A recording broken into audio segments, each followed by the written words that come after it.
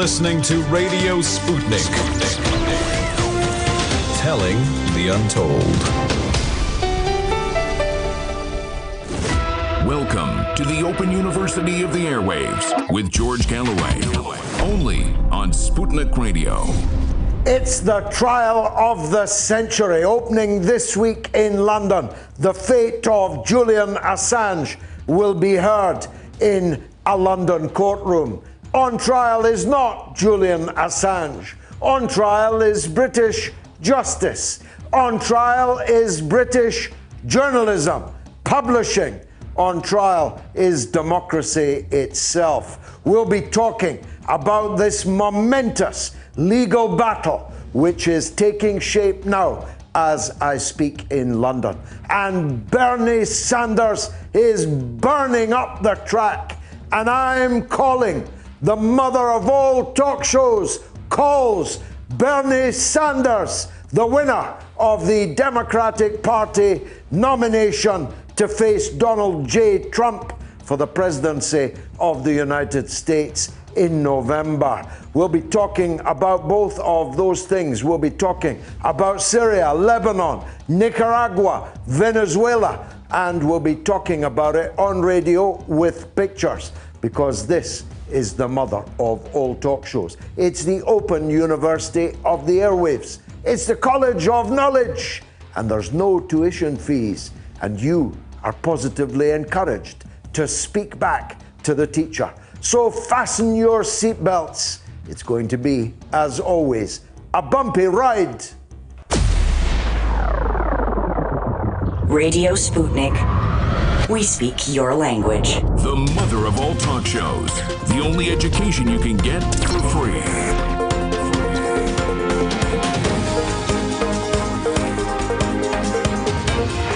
George Galloway. This is Radio Sputnik.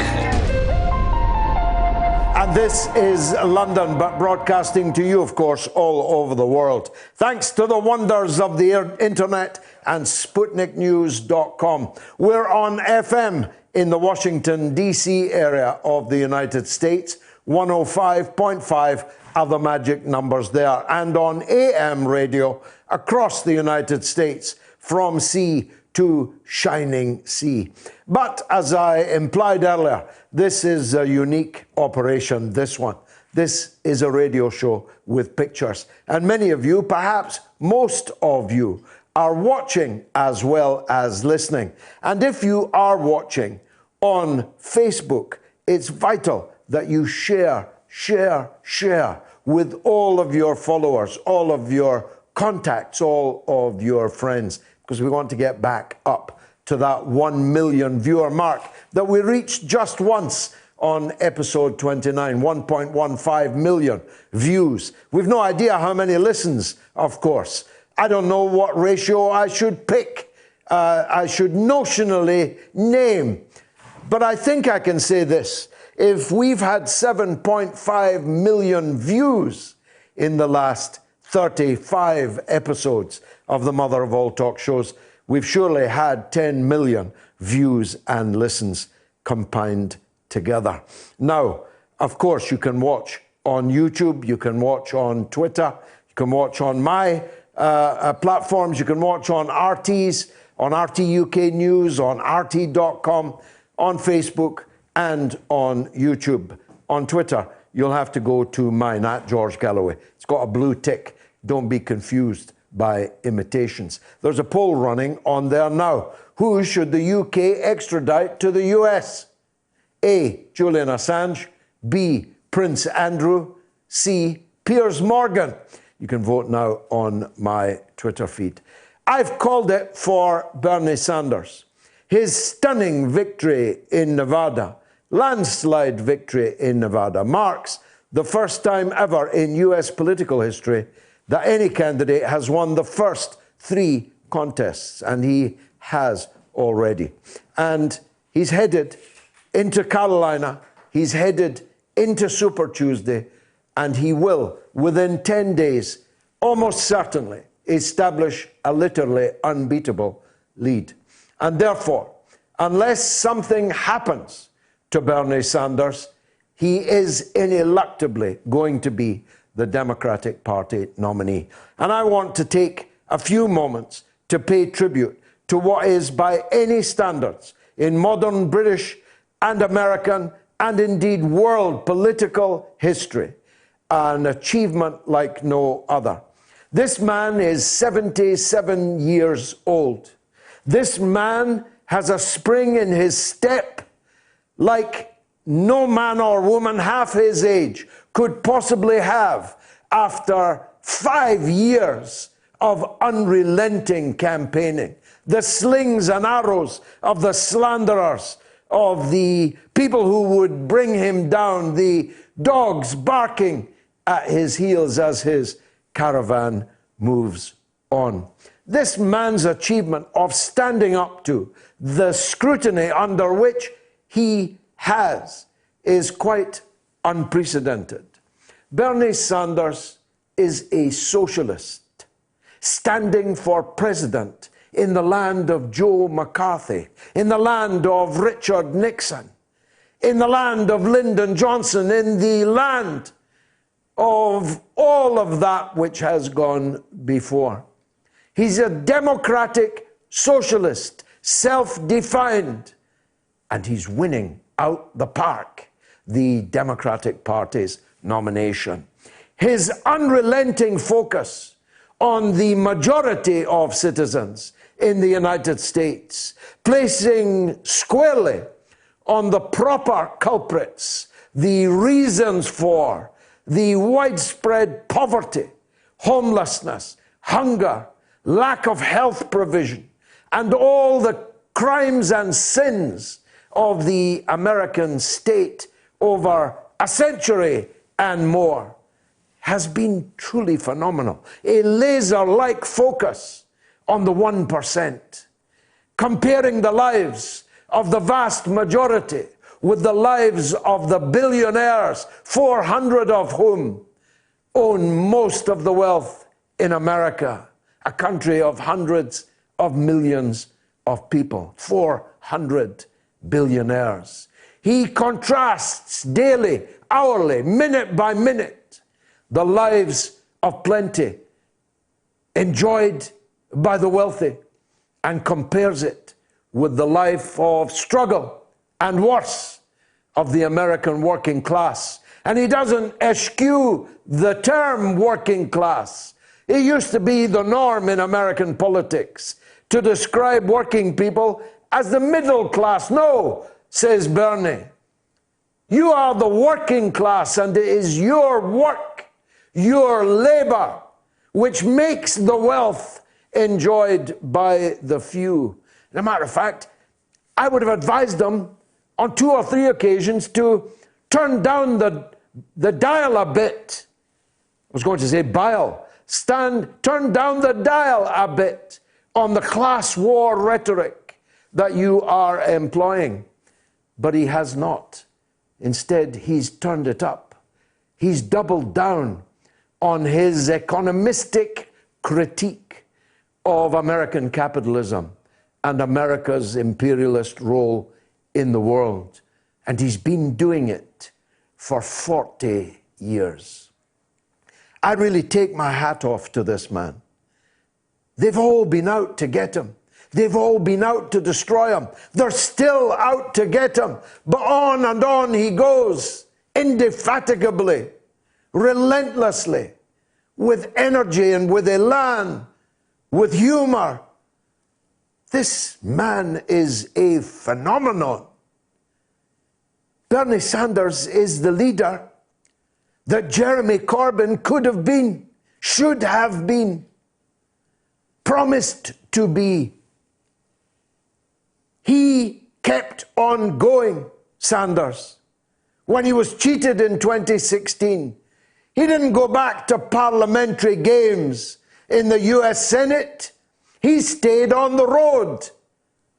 That's what Corbyn should have done. When he came close in 2017, he should have stayed on the road instead of disappearing into the thick carpets of the British House of Commons. Everybody in the Senate hated Bernie Sanders. At least That's what Hillary Clinton told us. But Bernie didn't care. He wasn't talking to the members of the US Senate. He was talking over their heads directly to the masses, directly to the people. He fashioned a team, Sanders, out of the people that loved him, not the people that hated him. He didn't go around saying, you hated me, you stabbed me, you plotted against me, you tried to get rid of me. Please come and sit around me and pretend that we're friends. No, Sanders waved such people away. He built a team out of those that were committed to his vision and his politics. And it's worked. Bernie Sanders never ran away. When the Israel lobby opened their fire on him, he doubled down. He said, Israel is a racist, apartheid state. That's what Bernie Sanders said. Jeremy Corbyn made it a crime, punishable by expulsion in the Labour Party, to say such a thing. In fact, Daniel Barenboim, the maestro, the greatest musician in the world today, Barenboim, the comments he made this week about his own country, Israel, would have had him expelled out of Jeremy Corbyn's Labour Party. Bernie Sanders learned the lesson on the streets of New York and in Chicago, that if you don't run, they can't chase you. If you stand up and face them on the first day, as you intend to do on the last day, you can prevail. Corbyn could have done that. Corbyn could have been Bernie Sanders if he'd kept campaigning, if he'd eschewed the fake support of the Starmers and all the other backstabbers, if he'd made a tiny shadow cabinet out of those that supported him, if he'd stayed away from Prime Minister's questions, if he'd told the Parliamentary Labour Party that it didn't matter what they said, he had a mandate from 500,000 members and he was going to follow it through. If he'd done what Bernie had done, we might have had the possibility this year of having Corbyn in Downing Street and Sanders in the White House. Can you imagine what that would have been like? Can you imagine how transformative that would be? Corbyn threw it all away, and his own so-called friends, MacDonald and Abbott and the others, badly let him down. But he could have done it.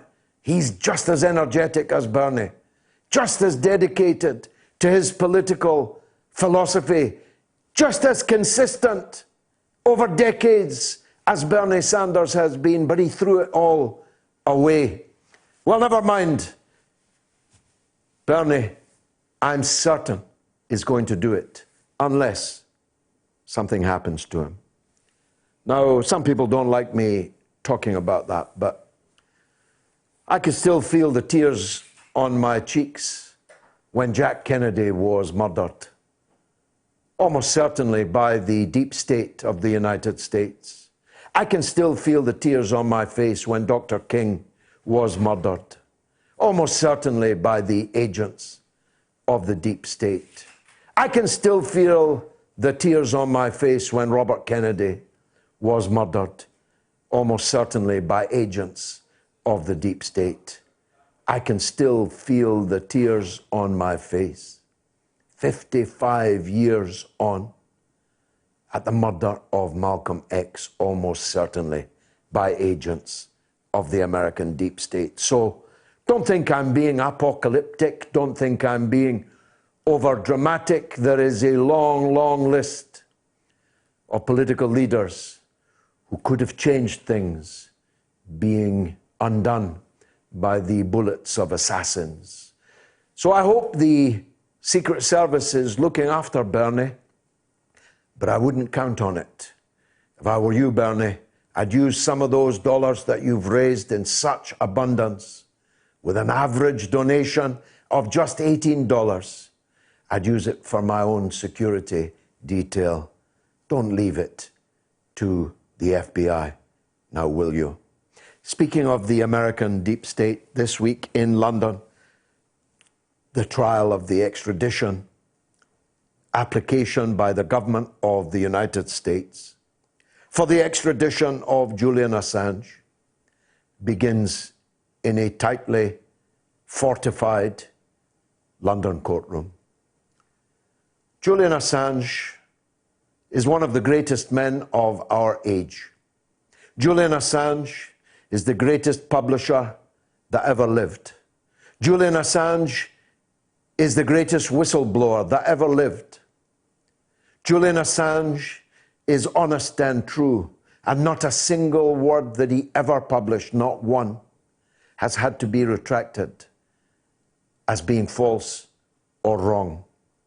Julian Assange should be receiving a Nobel laureate. Instead, he might be receiving a one-way ticket to Sing Sing, a one-way ticket to 150 years penal servitude in the bowels of the injustice system of the United States. And for what? For publishing the truth about the criminals. Now the criminals want to make it a crime to publish the facts of their crimes. The criminals want to make sure that there will never be another Julian Assange. They want to chill the hearts of every would-be whistleblower, journalist and publisher in the world. This is an important point, because Julian never set foot in the United States.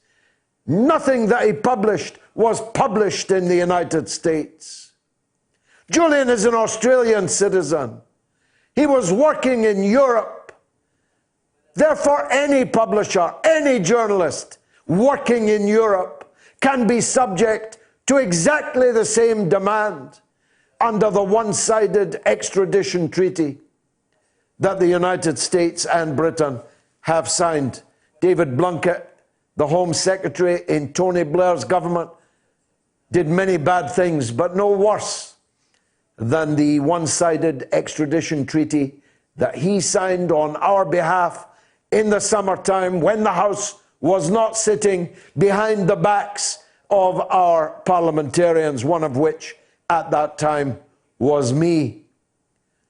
A one-sided extradition treaty that means that a senior official of the CIA can mow down and kill a young British boy on his motorbike when she's driving on the wrong side of the road, and escape justice in Britain, falsely claiming to have diplomatic immunity, a falsehood that the British government must have known to be false, and is refusing to come back to provide closure to that young man's family by appearing in a British court and telling everyone what actually happened. A one-sided extradition treaty that supposedly excludes, indeed on the face of the treaty, it excludes extraditing people wanted for political offenses. What could be more political than the crimes that Julian Assange is charged with committing? 17 charges under the Espionage Acts, even though he's not a US citizen and owes no loyalty whatsoever to the United States government. It's an absurdity, it's a disproportionate act of savagery to send Julian into the dungeons of Mike Pompeo and Donald Trump, never to see the light of day again. It is savagery, but worse, it's the death of journalism as we once knew it. It's the death of people telling the truth about the crimes of the powerful. Now, over the last couple of days, I sense a change in mood, a change in the wind in London, amongst the media class, even some, not many, of the political class, as if suddenly there's a dawning realization that a British court is about to be asked to commit a gigantic crime, one which will make our country ashamed when the history of it comes to be written. I've noticed, and I hope I'm right, a beginning of an understanding of what's at stake in that London courtroom this week. We'll be talking about many other things: Syria, Lebanon, talking about Nicaragua, Venezuela. Maybe we'll even squeeze in a word or two about Boris Johnson. It's the mother of all talk shows. Radio Sputnik. We call Fault Lines with Nixon and Stranahan the most disruptive radio show in America. It's a great show and we have a lot of fun. We come to you live from Washington, D.C. every Monday through Friday morning. What I like best is that we bring in experts from all over the world. From Barcelona, from Egypt, from Seoul, South Korea. From Newark, New Jersey. We try to bring people great guests, great calls from our listeners, and, of course, stupid jokes. And we do it with two hosts that have very different viewpoints. Now, here's the thing, Garland. A lot of people would think you and I would just argue. I mean, I'm a Republican Trump supporter. And, of course, I am a progressive Democrat Bernie Sanders supporter. The surprising thing is how much we actually agree on. And you won't be surprised because you're going to find out just how much you agree and just how much you enjoy this show. The mother of all talk shows. Join our faculty of legends, contributors, and callers. Everyone is welcome. Well, the car in front is a Sanders. He's the only candidate ever to win all three of the first three contests, and he's now looking unstoppable. I called the race for Bernie Sanders. And if he fights Donald Trump in November, this old Russian asset ploy isn't really going to work. Is Donald Trump seriously going to accuse Bernie Sanders of being Putin's man when Donald Trump has spent the last 4 years fending off exactly that accusation against himself? Because that's just about the only card that his Democratic Party opponents have now got. And predictably enough, the day before the Nevada caucus, along came the news in, of course, the Washington Post that Bernie, don't you know, is a Russian asset. So that's Bernie, a Russian asset, Trump, a Russian asset, and Bloomberg's grandfather was born in Russia and does a very great deal of his business with the Communist Party in China. So, hey, what are we to make of all this? Well, one woman who deals with this, for whom all of this is meat and drink, and whom I have the pleasure and privilege of talking to 5 nights a week. She is the presenter of In Question, on which I do a little cameo. Her program is the best news program in America, and you can catch it on RT America every day at 12 noon and 1 p.m. Eastern Time, and that means 5 p.m. and 6 p.m. London time.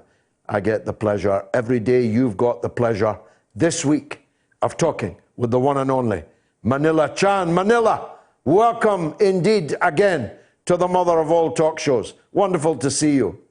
Hi there, George. Good to see you this weekend. Now, Manila, let's talk about, for a minute, Nevada. Bernie won a landslide victory. He even won the catering workers' vote, even though the leaders of the catering workers' union were campaigning against him. He won amongst young people and old people, white people, Latinos, black people. He won amongst the young and the old. He won almost 50% of the vote, with all the others sharing the other 50% of the vote. He looks unstoppable now, doesn't he? Well, to you and I, because I think we're fair brokers in this game, but unfortunately, George, that's not going to be the ultimate decider, to steal the quote from George W. Bush. Ultimately, the superdelegates are going to decide. So right now, I can very clearly see a path for Bernie Sanders to get to the 1991 delegates needed to become the nominee, but enter Bloomberg. Bloomberg has not been on any of the caucus ballots up until this point. He will begin next week in South Carolina, and then, of course, the following week on Super Tuesday. So that could really change the dynamic of this race. Bloomberg is the big question here, but I think he will more affect Biden, the Biden vote, than it would Bernie. But still, he could sway a lot of moderates and still take a lot of votes and parse them in the Democratic Party, George. He did have a disastrous debate night. I could think of better ways to spend $400 million of my own money than to stand on a stage in the Nevada debates and be literally taken apart by all of my opponents. How bad was it? Oh, George, it was the most expensive roast to ever appear on television, almost $500 million.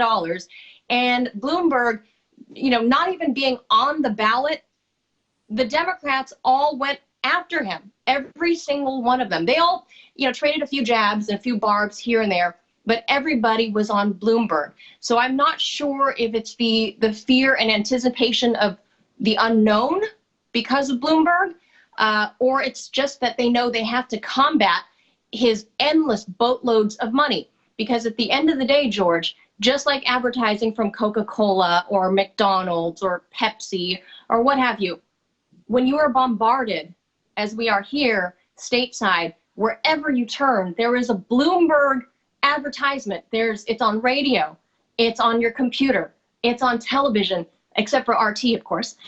Everywhere you turn, you find a Bloomberg ad. So if nothing else, name recognition might buy him those votes. So I think the Democrats had to fight that battle before he got on the ballot. So I think that's what they were doing. But yes, oh my gosh, Elizabeth Warren definitely won that round when it was in terms of trading jabs. Elizabeth Warren had a good. Well, she had good cause, of course, because in a tight race as it was at the time, Bloomberg put $21 million into the coffers of her Republican opponent when she was running for the Senate. And he endorsed the Republican opponent, spoke for him, organized for him, and here he is now standing beside her, wanting to be the Democratic nominee. Absolutely. But George, let's not forget his connections to the Clintons. I know here stateside, I don't know if anyone has gotten to see them on your side of the pond, but here stateside, he is running all of his visual campaigns. He's taking all of his clips from his connections with President Obama and using those for his TV campaigns and any kind of print medium. But anyhow, we cannot forget that he has a lot of ties to the Clintons. He backed Hillary Clinton when she was running for state office, and they were bosom buddies there. So we can't forget how deeply vested he is into the Democrat swamp either. Now, Manila, it turns out that Bernie Sanders is yet another Russian asset, according to the Washington Post. When I was in Russia a couple of weeks ago, there's a joke that the contest is now between a Russian asset who is the president, a man with a Russian grandfather who supports Russia over Ukraine, that's Bloomberg, or a man, Bernie, who spent his honeymoon in the Soviet Union. So Putin wins every time. Right. How serious are people taking this? What is this Russian interference that they're talking about? George, I don't know where the mainstream media is getting Russiagate 2.0, but I can tell you one thing. The American people are completely exhausted from this Russia narrative. Even people on the left. I mean, I have friends on both sides, or all sides, I should say, of the political spectrum, and everybody is completely exhausted with this whole Russia narrative. Maybe some people on the left still find this a bit interesting because they're hoping to find any reason to indict Trump. But now that you want to, now they want to indict Bernie Sanders as well when he's on the left. It's a little hard to swallow. It's kind of they're eating their own young at this point with the Democrats publishing this from the Washington Post. But I mean, it is a Jeff Bezos owned company, and we know that Bezos has his own interests in mind. Obviously, as one of the biggest capitalists in the world, I'm sure he's not going to be very happy with a President Sanders either. Well, in fact, Bernie led the campaign to force him to pay decent wages to his own workers. That made him the richest man in the world. That's absolutely right. So it doesn't come as a surprise to me as a journalist and observer, a little more than a casual observer on this topic. It's no surprise to me that the Washington Post would publish something like that. It's almost, at this point, it's almost, are you cutting off your own nose to spite your face because you hate Trump so much, but then you also hate this very old school, liberal, very progressive Bernie Sanders, who's been harping on the same stuff for 40 years, who's never changed his tune? Well, here he comes blasting through what the DNC wants. And I'm not going to put all my eggs in the Bernie basket, George. Let me tell you. You still think they might try to cheat him? I absolutely think they might try to cheat him. And I don't know if it's going to come in the form of a Bloomberg with his boatloads of money, or if it's going to come in the form of a Biden-Buttigieg campaign, perhaps. Yeah. Perhaps, because they are, they are right down the line with what the DNC wants. I think right now they have to recalibrate because Biden has done so poorly in the polls. He's expected to do well next week in South Carolina, but the fact that he's had such a poor showing the first three races, the DNC might have to recalibrate about who they might throw their weight behind. Yeah. And in fact, just moments ago, before I got on air with you, George, we've already heard from the Buttigieg campaign saying that he wants the DNC to get involved now because he believes that Bernie Sanders did not win and could not have won with such a landslide in Nevada last night, and that he wants the DNC to do a recount. Okay. Now, Yes. Tell us on this side, forgive our ignorance, what kind of place is South Carolina? I think it's a state that most British people will not know much about. Nor most Americans, George. South Carolina is a very deeply red state. It hasn't voted blue in I don't know if it ever has, to tell you the truth, but it's a red state anyway. It's expected to go Trump. But anyone that's a Democrat there is not likely to back Sanders because of his self-proclaimed Democratic Socialist label. I think South Carolina will either most likely go to Biden or maybe Bloomberg because of name recognition. But because the Democrats there, I would say, are more of a blue dog Democrat than they are lefty leaning anyway. And what's it like racially? I mean, I'm assuming, because Biden was saying so, that it's quite a black state now, is it? It's still majority white, but there is a lot of black voters there. Obviously, it's a southern state. There are a lot of African Americans across the South, but the numbers are starting to change in who younger black voters are voting for. The older black voters stick with your Bidens and your Bloombergs and whoever else the DNC churns out. But younger black voters, I would say race aside, they skew with wherever the young vote falls. And in this case, it's going towards the oldest man running The for the oldest office. man ever run. There's hope for us all yet. Not you, of course. I refer to myself. Finally, Super Tuesday. Why so called? And how many states are involved, Manila? Oh, George, Super Tuesday because there are 14 states involved, and these are some of the biggest states in the union. California is up for grabs. Virginia up for grabs. Minnesota, Michigan, Arkansas. In fact, a lot of the South. But California is where the eyes need to go. Right now, it looks like Bernie Sanders will take California. He was very close last go around, but Hillary Clinton is an establishment name, and it went that way for her. But Bernie Sanders has a huge, big supporting group, especially with the Hollywood liberals. Hollywood liberals love Bernie Sanders. They like Warren too, but it's looking like California will go to Bernie. That will give him the wind beneath his wings. That'll put the wind at his back and propel him forward. That's what he needs. Super Tuesday, Bernie needs to clinch California and Virginia. And that is a week on Tuesday, is it? March 3rd, I believe. Yeah, if I have my a week on Tuesday. But we've got to look forward to South Carolina first. Well, next Saturday. Manila, that's been really helpful. Thank you very much indeed for joining us again on the mother of all talk shows. And I'll talk to you again in a different power relationship on Monday, God willing. Thank you very much indeed. Thank you. Thanks, Manila. Now, who should the UK extradite to the US? A, Julian Assange. B, Prince Andrew. C, Piers Morgan. That's the question that we're asking on poll number 1 tonight. I don't know how that's going. Is it? Are people casting a ballot on it? You're going to show me some numbers on that. Now, in a minute, I'm going to turn to what has been the most successful short that I've made for RT for quite some time. It has already 1 million views just on the BBC.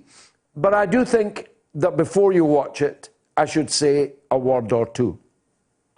I was brought up in a house where we were only allowed to watch the BBC.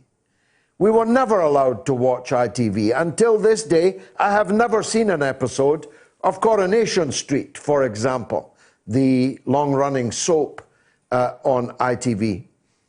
When BBC Two came along, we were practically forced to watch BBC Two only, but we were a BBC-only household when I was a child. Now that I look back on it, this was a false faith in the state broadcaster, but it at least had some tenuous connection to reality. The BBC was a state broadcaster, so it was not immediately beholden to commercial interests. It did not have advertisers to please, or rather advertisers not to offend. But clearly it was a bastion of and heavily patrolled the perimeters of the dictatorship of the prevailing orthodoxy of which I often speak. But that didn't matter so much when I was a kid because, well, Britain's role in the world was rather different in the 1960s.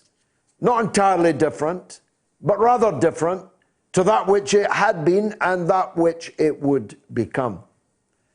And so defending the BBC was my default position for most, actually, of my life. But I have to tell you, if you are still defending the current structure and funding of the BBC after what happened over the last couple of years, not just in the general election, but over Brexit, for example, if you're still defending the BBC and want the status quo to continue, you are a mug.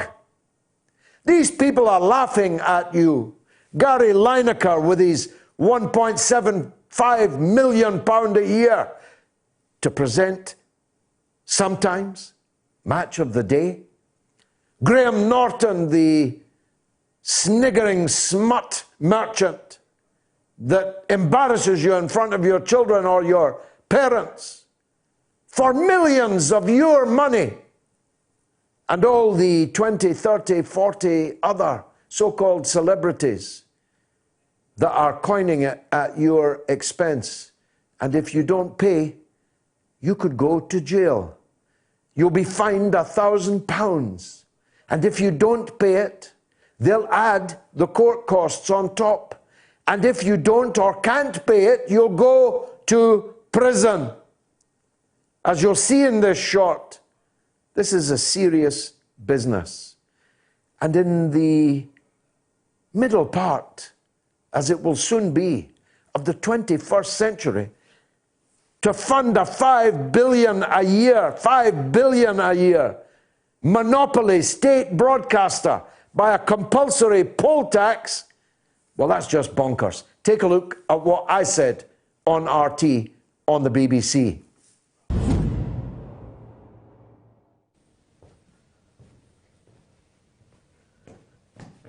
If you are one of those that was enraged in the general election last year at the rampant, blatant bias of the BBC, but are now coming to the defence of the BBC now that Boris Johnson is reviewing its structure and finance, you are a mug.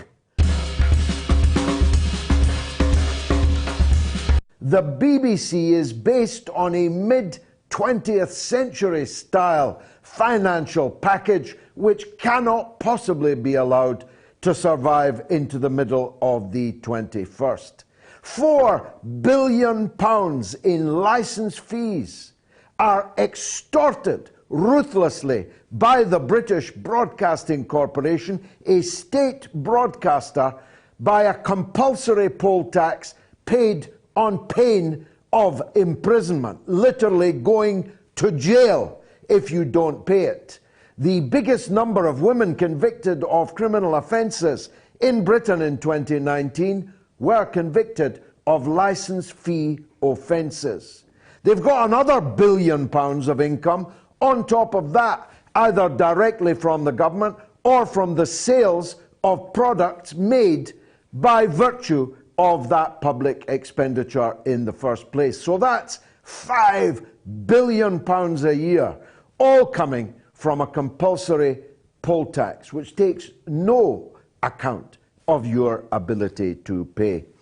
And it's that kind of extraordinarily lavish funding which accounts for the Cheshire grin of Gary Lineker, who gets £1.75 million a year of your money to present Match of the Day, and he doesn't even do that every week. And he does many other lucrative things too. It also pays for the sneering smuttiness of Graham Norton and a dozen, 20, 40 other ridiculously highly paid so-called celebrities who could never earn anything like that in the private sector. And it's that kind of expenditure, that scale of expenditure, which crushes new talent, crushes new innovative television makers of programs, because the monopoly of the BBC is the deadly upas tree under which nothing else can grow. As a matter of fact, the BBC are doing things with your money that there is absolutely no need at all for a state broadcaster to do. Why do we need a state broadcaster to make game shows or run pop record radio stations? These are things that should be left to the marketplace, where they can be done much more efficiently, much more creatively, and much more cheaply to the customer. Many, many millions of people in Britain, and I'm one of them, are already paying subscriptions to Netflix, to Amazon, to Manchester United TV, to Celtic TV, to BT Sports, and we have to pay all that money, billions of pounds, to a state broadcaster. And if we don't, we go to jail. How can that possibly be a model that survives in the 21st century, where people at the touch of a button, can pick and choose what they actually want to watch and therefore what they actually want to pay for. As a state broadcaster, it is the guardian of the prevailing orthodoxy. So the political orthodoxy of the day is ruthlessly policed and patrolled by the BBC. No one with a contrary point of view would survive 5 minutes as a presenter on any level in the BBC. And if they're outside of the prevailing orthodoxy, pretty quickly they won't even be picked to be interviewed or to appear on a panel on Question Time. Trust me on that. I know. It was a good turn, but it went on too long.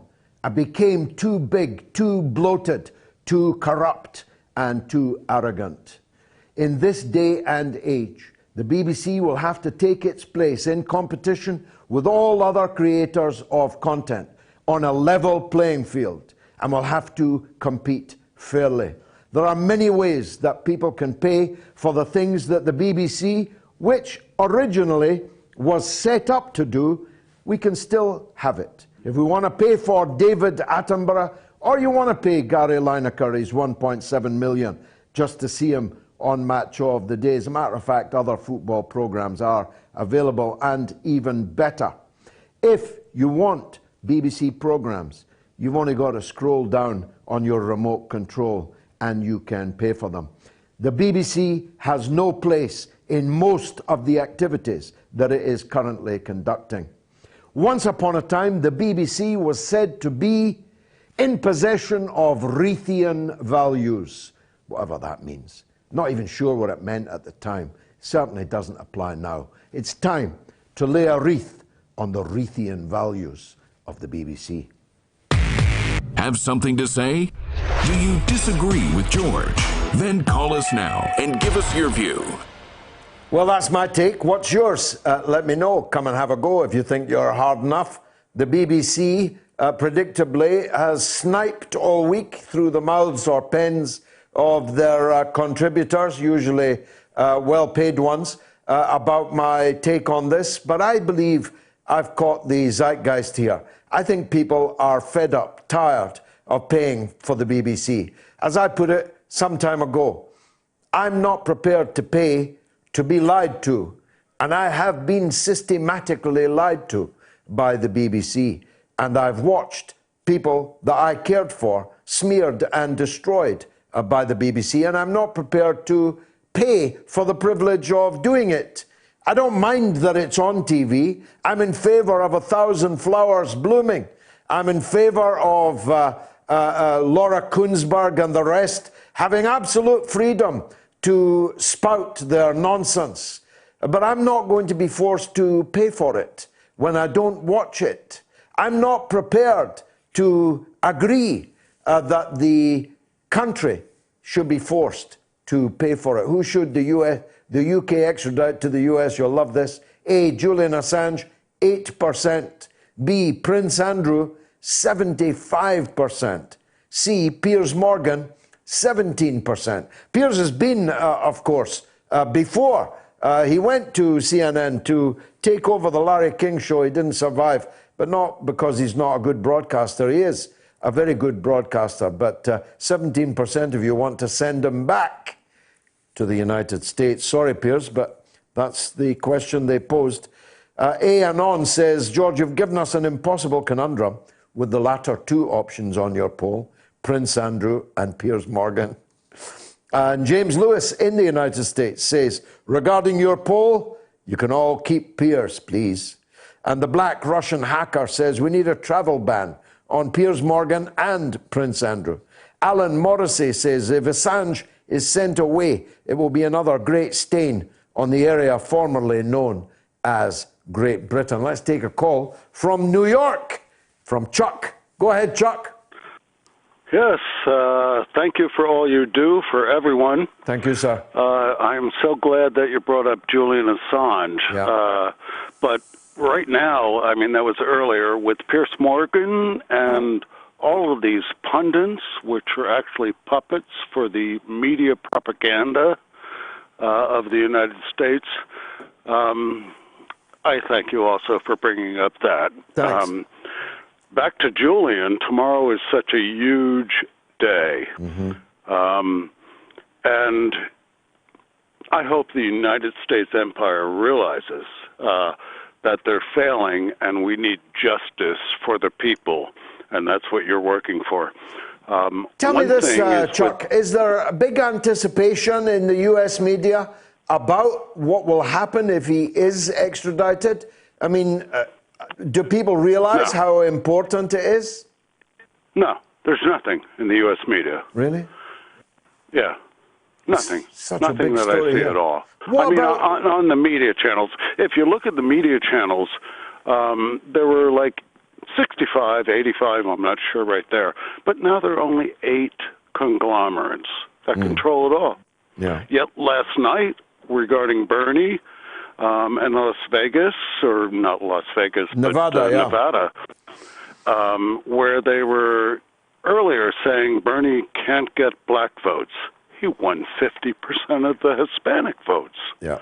Give me a break. I've known Bernie for 25 years, but I'm not endorsing anyone. But I'm sorry, I have to get my message across. Back to Julian Assange. Yeah. What about collateral damage and Chelsea Manning, who brought out the truth about the war crimes the United States has done? Yeah.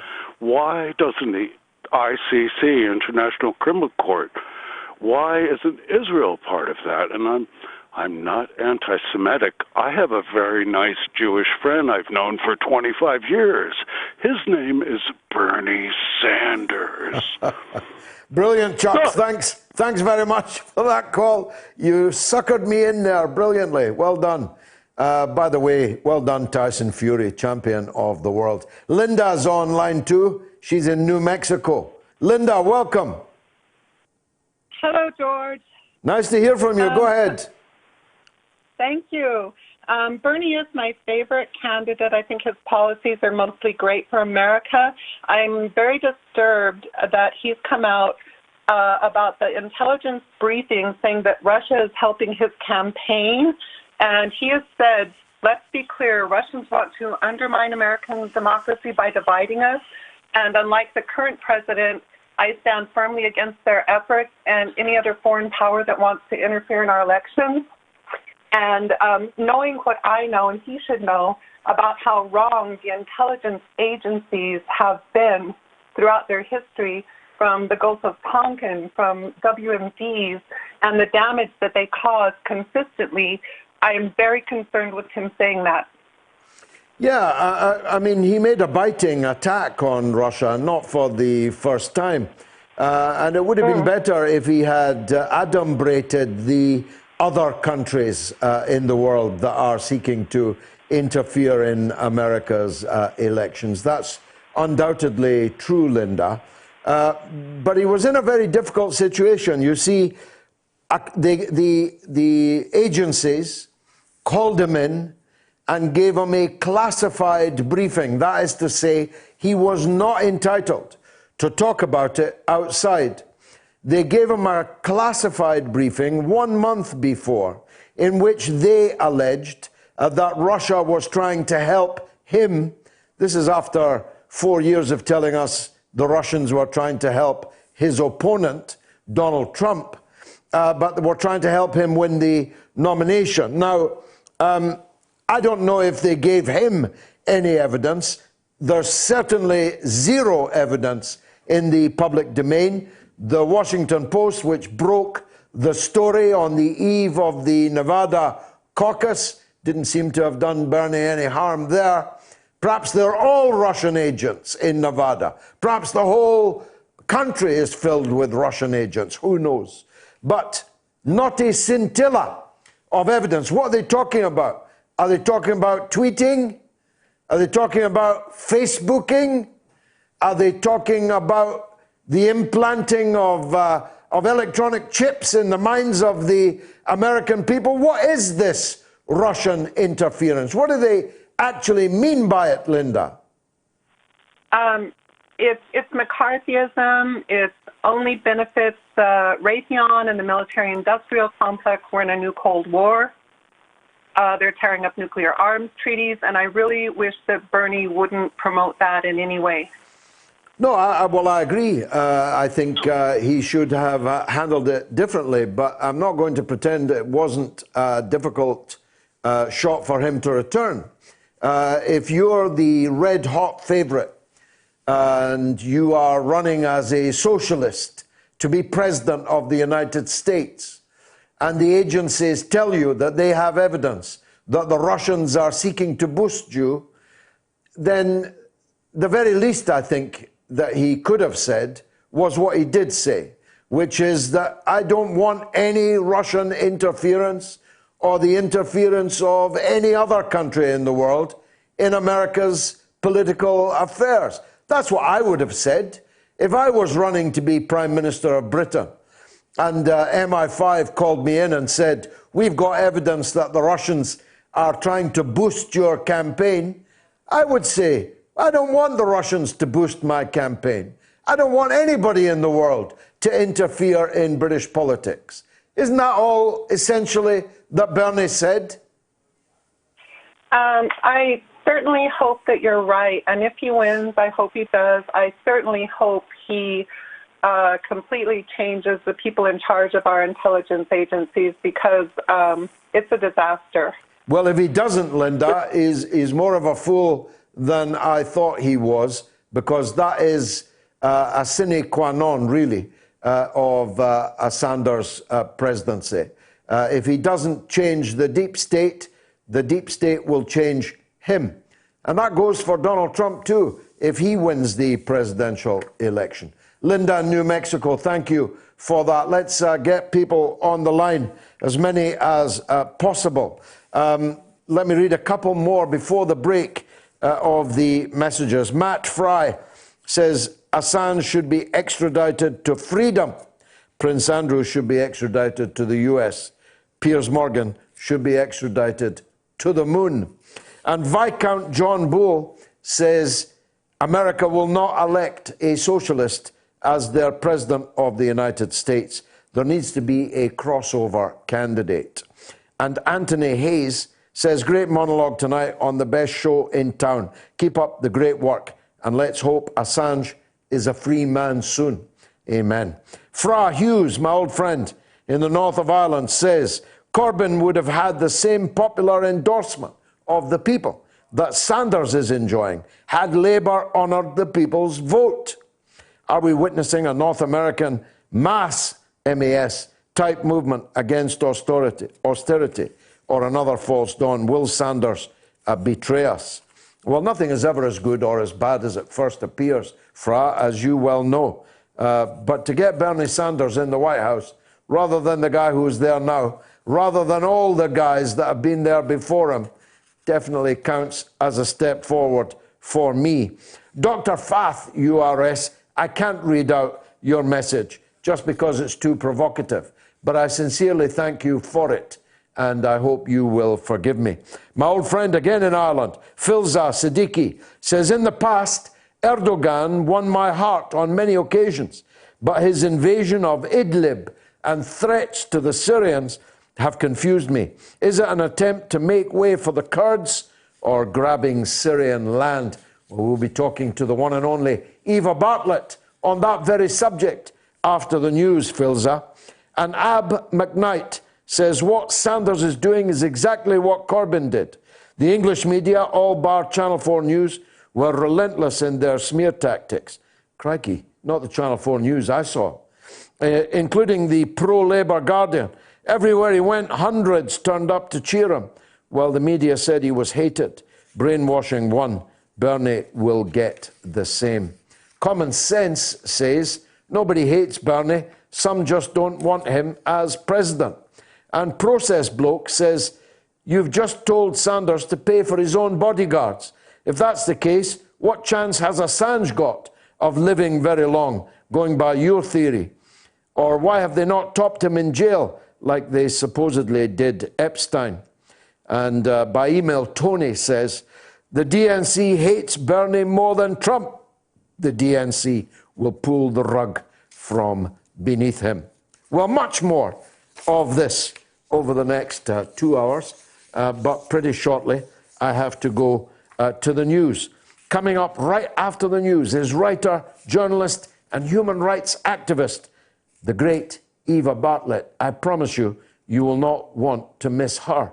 And later in the hour, Daniel Kovalik, human rights and labor rights lawyer, professor and author on Nicaragua and Venezuela. Can't say we don't get around the world on the mother of all talk shows. Let's get the news with Emily Horn. Curious about our curriculum? Have something to say? Then call us now to join the debate on the mother of all talk shows with George Galloway. Tune in every Tuesday to Loud and Clear for a regular segment called False Prophets, a weekly look at Wall Street and corporate capitalism, where we talk about the big economic issues of the week from the point of view of working people, the poor, and the U.S. position in the global economy. Join us this Tuesday and every Tuesday with financial policy analyst Daniel Sankey right here on Radio Sputnik. It's time to double down with Max and Stacy. Yeah, double down. We're talking markets, finance, business, economics, ka-ching, bling, just about everything money related on Sputnik. It's called Double Down. We're asking, are dead cats bouncing or have fundamentals changed? That's this week on Double Down.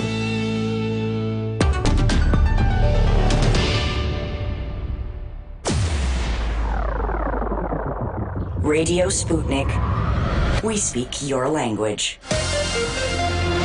Find us at SputnikNews.com.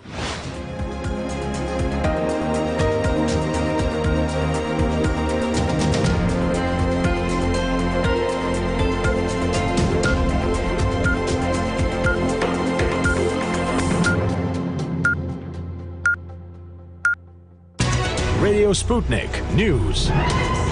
South Korea is raising its coronavirus alert to the highest level as confirmed case numbers keep rising. 6 people have died from the virus in South Korea and more than 600 have been infected. President Moon Jae-in says the country is facing a grave turning point and the next few days will be crucial in the battle to contain the outbreak. In Japan, a 3rd passenger from the coronavirus-infected Diamond Princess cruise ship has died. The Japanese man in his 80s lost his life just days after a couple also in their 80s passed away. Dozens of British passengers isolated on the ship for about a fortnight have been flown home to the United Kingdom and are now in quarantine as a precaution. Next, French President Emmanuel Macron says he's not sure a UK-EU trade deal will be struck by December 31st, the end of the Brexit transition period. Macron warns negotiations starting in March will be tense, with fishing rights a key point of contention. It comes as the UK government is signaling it would publish its mandate for the trade deal later this week. In the document, ministers are expected to reiterate their desire for a Canada-style deal with few tariffs on goods.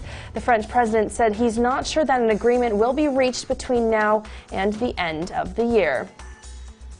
And the family of Harry Dunn, the British teenager killed in a traffic accident involving Anne Sakoulas, who has claimed diplomatic immunity, has urged the UK government to refuse the extradition of Julian Assange.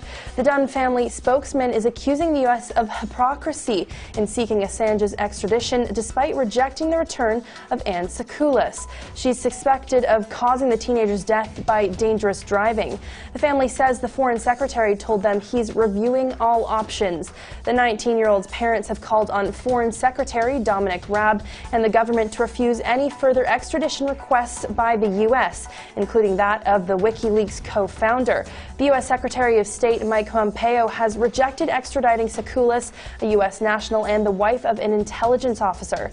The Dunn family says that in refusing the UK's lawful extradition request, the UA had launched the single greatest attack on its so-called special relationship with the UK, effectively tearing up the extradition treaty between the two countries.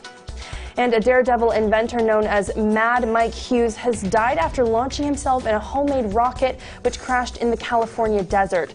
The 64-year-old was attempting to fly 5,000 feet into the air in the steam-powered rocket when it crash-landed shortly after takeoff. The Science Channel was filming the launch attempt as part of a documentary series called Homemade Astronauts. Footage of the launch was posted on Twitter and showed the rocket flying into the air before plummeting to the ground seconds later. And finally, a surfer in New Zealand has described how he fought off a great white shark by punching it in the eye after it attacked him. Nick Minogue from Auckland was bitten by the shark at a beach. He said he was just paddling along and got hit on the side of his elbow and forearm. He added before he realized what was going on, its teeth were latched onto the front section of the board. Minogue, who's 60, says he had heard sharks don't like being punched in the nose or eye. So in a desperate attempt to get away, he attacked the animal. Eventually, it disengaged its teeth and swam away. Experts said that the bite marks on Minogue's surfboard and his description led them to conclude the shark was a great white. The surfer was left with a cut on his arm, but said the full-length wetsuit saved him from further injury. Well, that's all for Sputnik News. I'm Emily Horn.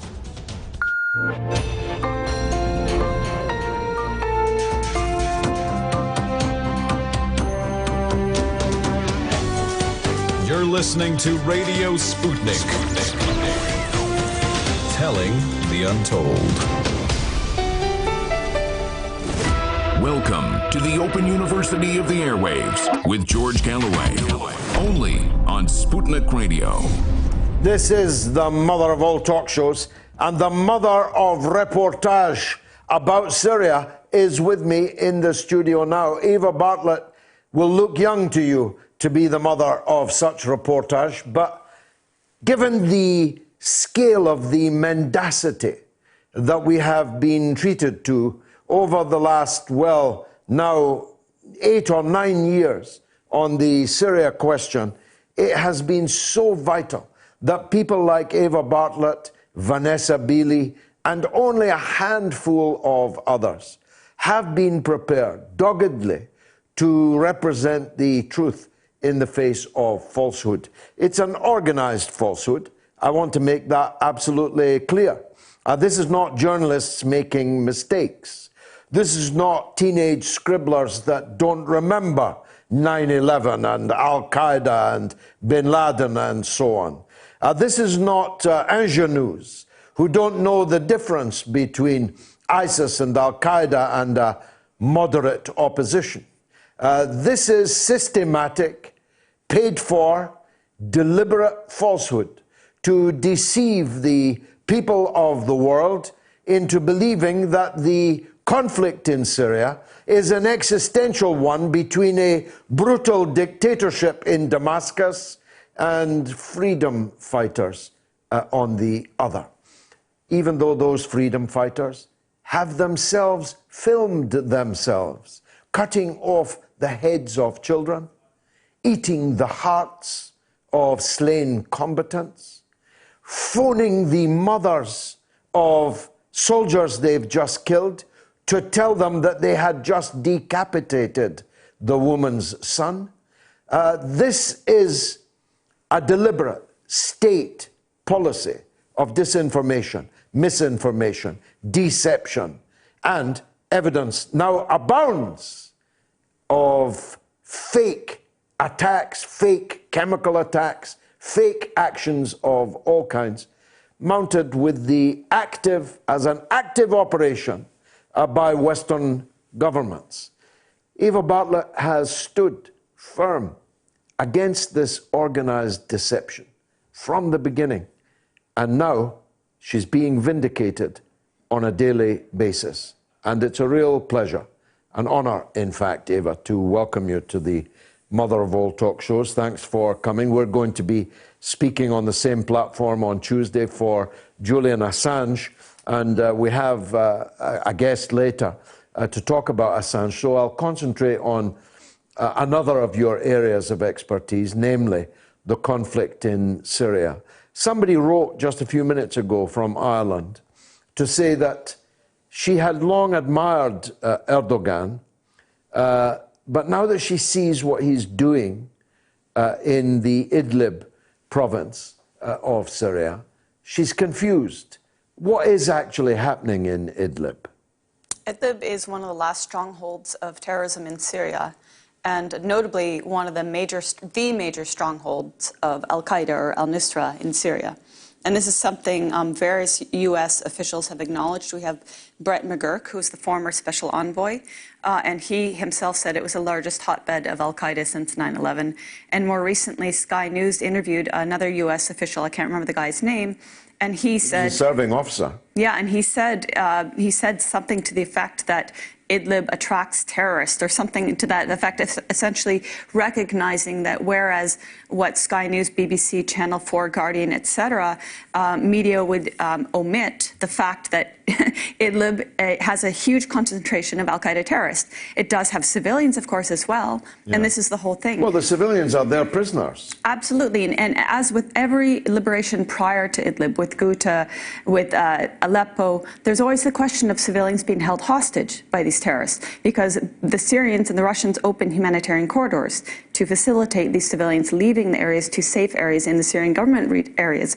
But the terrorists in those regions in past experiences have bombed the corridors. I have experience with this. They did this in November when I was on a humanitarian corridor in Aleppo, and they bombed corridors in eastern Ghouta. And when I went to Sinjar, Idlib last February, I tried to go to the Abu al-Duhur corridor, and I wasn't able to because the security forces there said it had been attacked recently by al-Qaeda forces.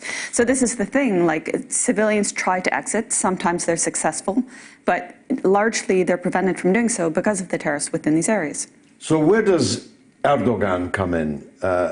He claimed at least, and made agreements with other powers, that he wanted to see the defeat of the fanatic terrorists.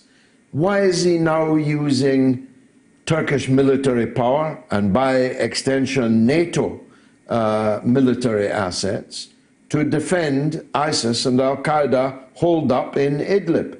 I think the key word in your introduction to this comment is claim. He claims he wants to defeat ISIS and al-Qaeda.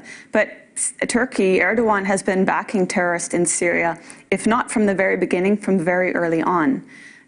Because of Erdogan's backing of terrorists in Syria, they were able to thieve Aleppo of its heavy industry. You talk to Syrian MP Farid Shahabi, and he will talk at length about Erdogan's responsibility for these terrorists we're not talking like small machines, we're talking massive machinery in broad daylight trucking into Turkey. So he's responsible for thieving Aleppo of its industry. And he's also responsible for terrorists that were infiltrating into Syria to then attack Syrian civilians and do some of these heinous acts that you were talking about, beheading civilians, kidnapping civilians, raping civilians. Well, it's a well-trodden path. The jihadists, so-called, who left from this country to go and fight for the caliphate, as they called it, in Syria, all of them crossed into Syria through Turkey.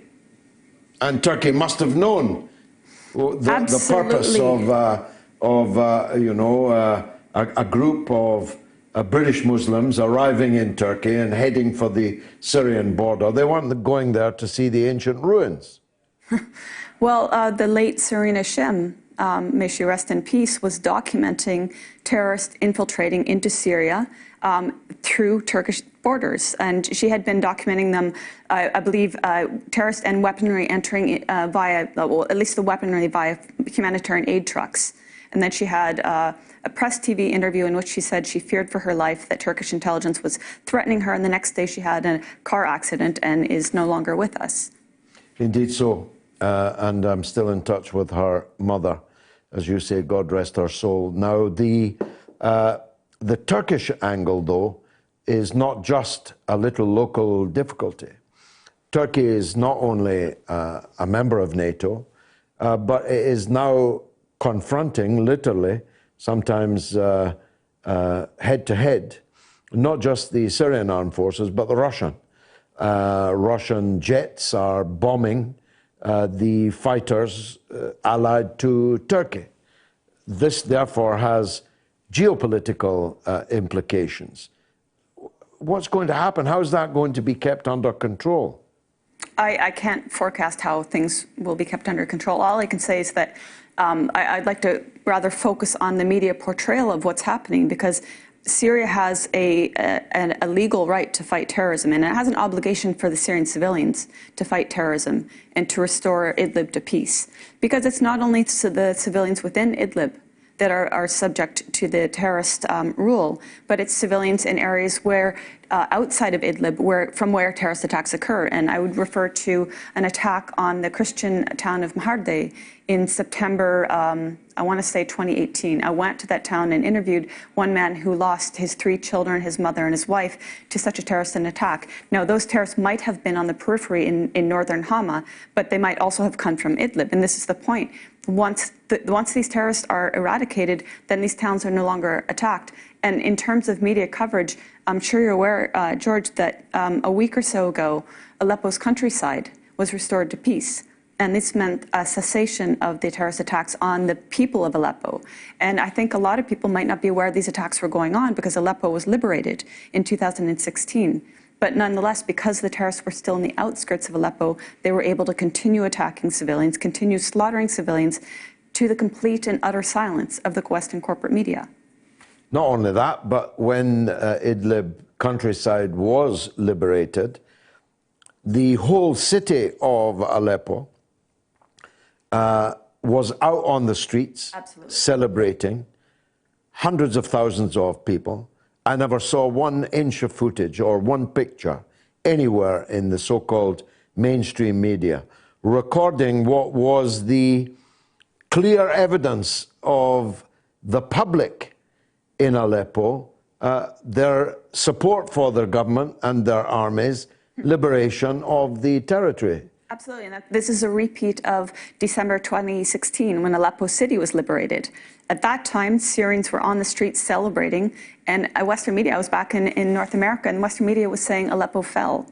Can you imagine? Aleppo was liberated from Al-Qaeda and other terrorist factions, and Western media was saying it fell. Now people in Aleppo can walk freely, women can walk freely and dress how they choose to dress.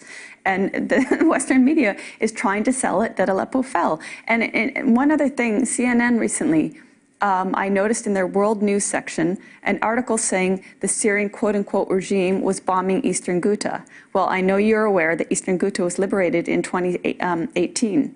And CNN is pushing this lie. It was a recycled lie from 2 years prior. They just updated the date. I don't think they added any new content. There was nothing of relevance to current news today. And my opinion is they were trying to push this to make Western public think, you know, this is happening all over, that, oh my gosh, the big bad Syrian government is bombing indiscriminately. But in fact, Eastern Ghouta has been restored to peace and is rebuilding, you know, and this is not something the Western media will allow viewers to know about. No, I mean, you know, the person who read the auto cue might have the alibi of being stupid. Absolutely. But the people controlling this flow of information, disinformation and misinformation, don't have the alibi of being stupid. Right. So explain what you think their thought process is. How do you aspire to be a journalist only to sit down somewhere, probably at a paid event with some front for the intelligence services of Western countries, and devise fake news like that? What kind of people are they, these people claiming to be journalists? Well, they're utter hypocrites, because while they spew out this fake news, these lies, this propaganda and slander against Syria, Russia, and all the allies that are actually fighting terrorism in Syria, while they're doing this, they're at the same time frankly crying crocodile tears for Syrian civilians.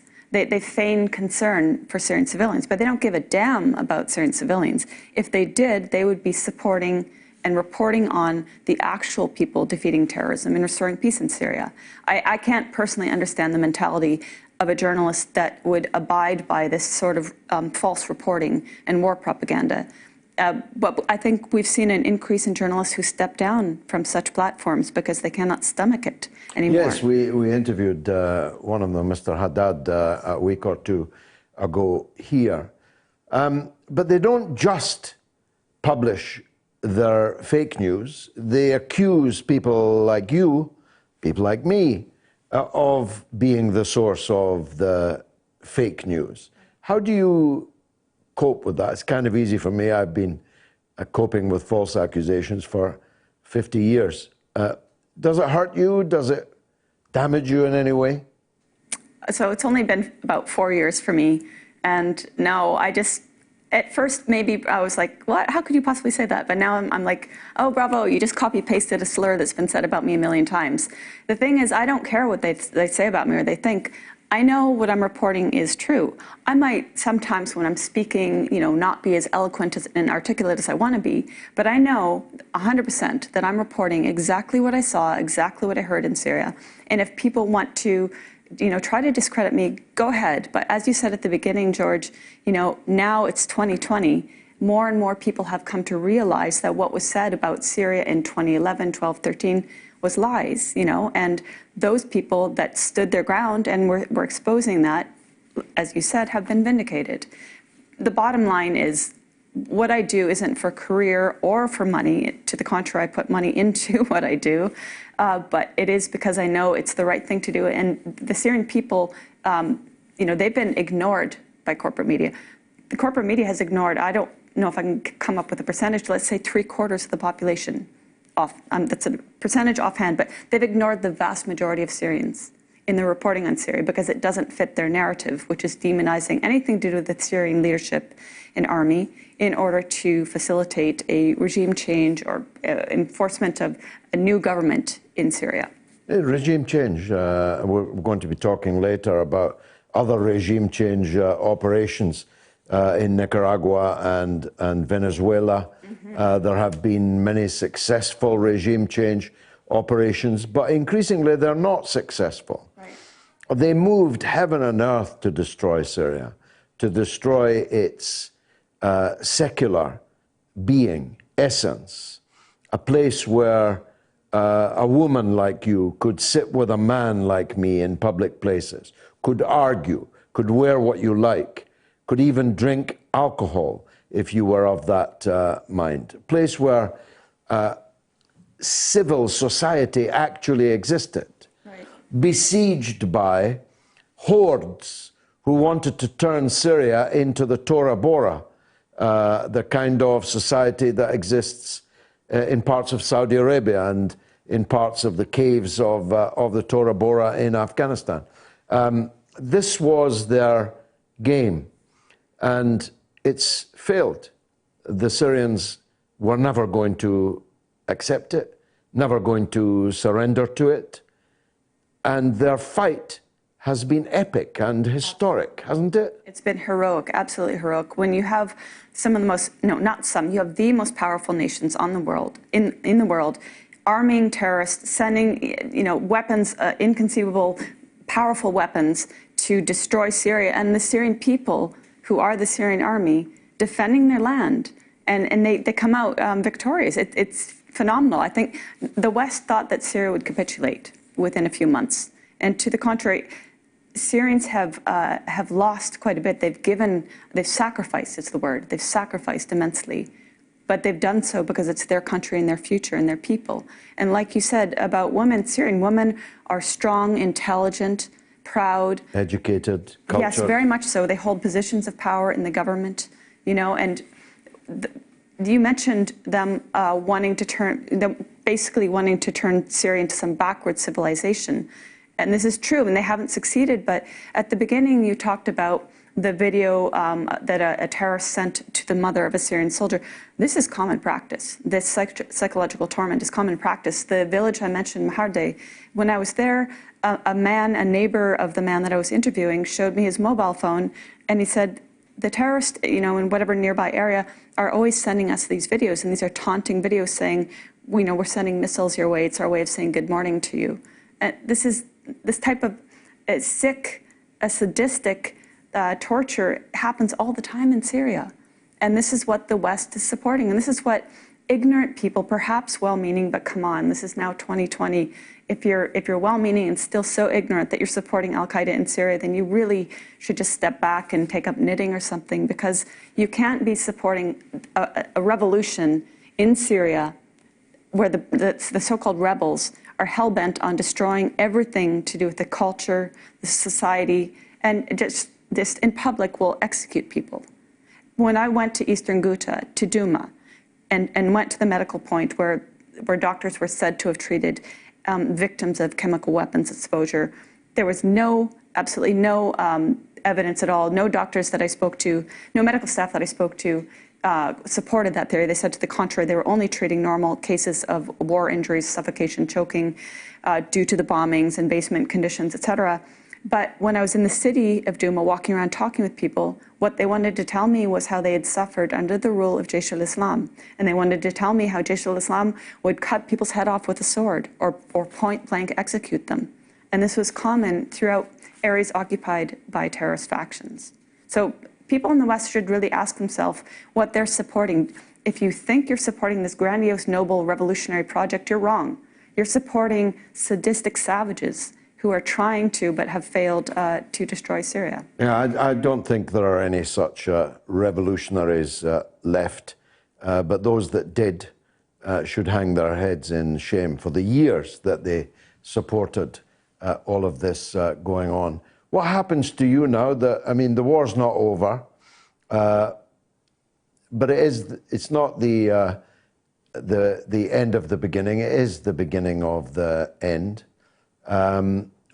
What are you planning to do now? You're so associated now in the minds of so many people with Syria. Are you going to stick around there and cover the reconstruction, cover the reforms that inevitably will happen, or are you going to turn your journalistic attentions elsewhere?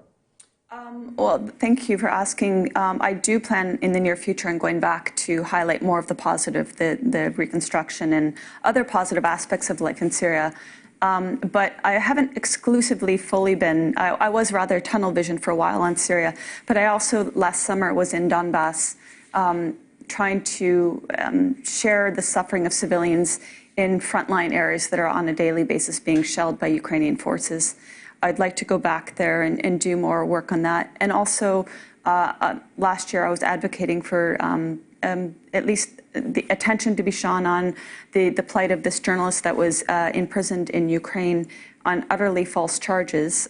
He was in prison for over a year in really dire circumstances. The system there, the prisons there, the detention centers, according to him and other testimonies I've read, are horrendous.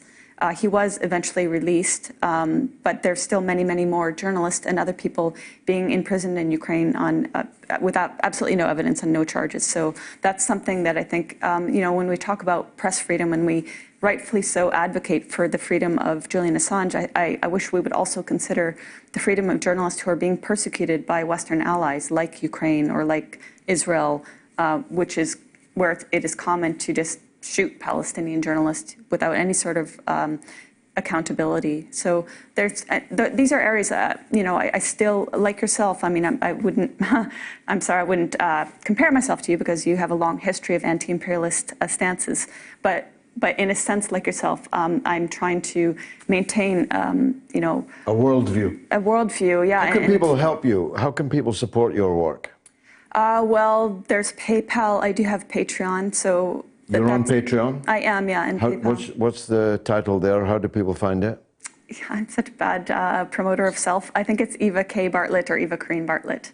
And PayPal... Well, everyone should look for that. I'll do that tonight. PayPal is linked on my blog, ingaza.wordpress.com. And I really sincerely do appreciate everybody's donations because, as you know, independent media doesn't pay. And neither I'm not, contrary to popular belief, on the payroll of any government. You're not doing it for the money. You're actually putting money in, yeah. Which, of course, can't last forever because you'll eventually run out. You and I are at St. Pancras Church on Tuesday night with the Honourable Craig Murray and many others, talking for Julian Assange.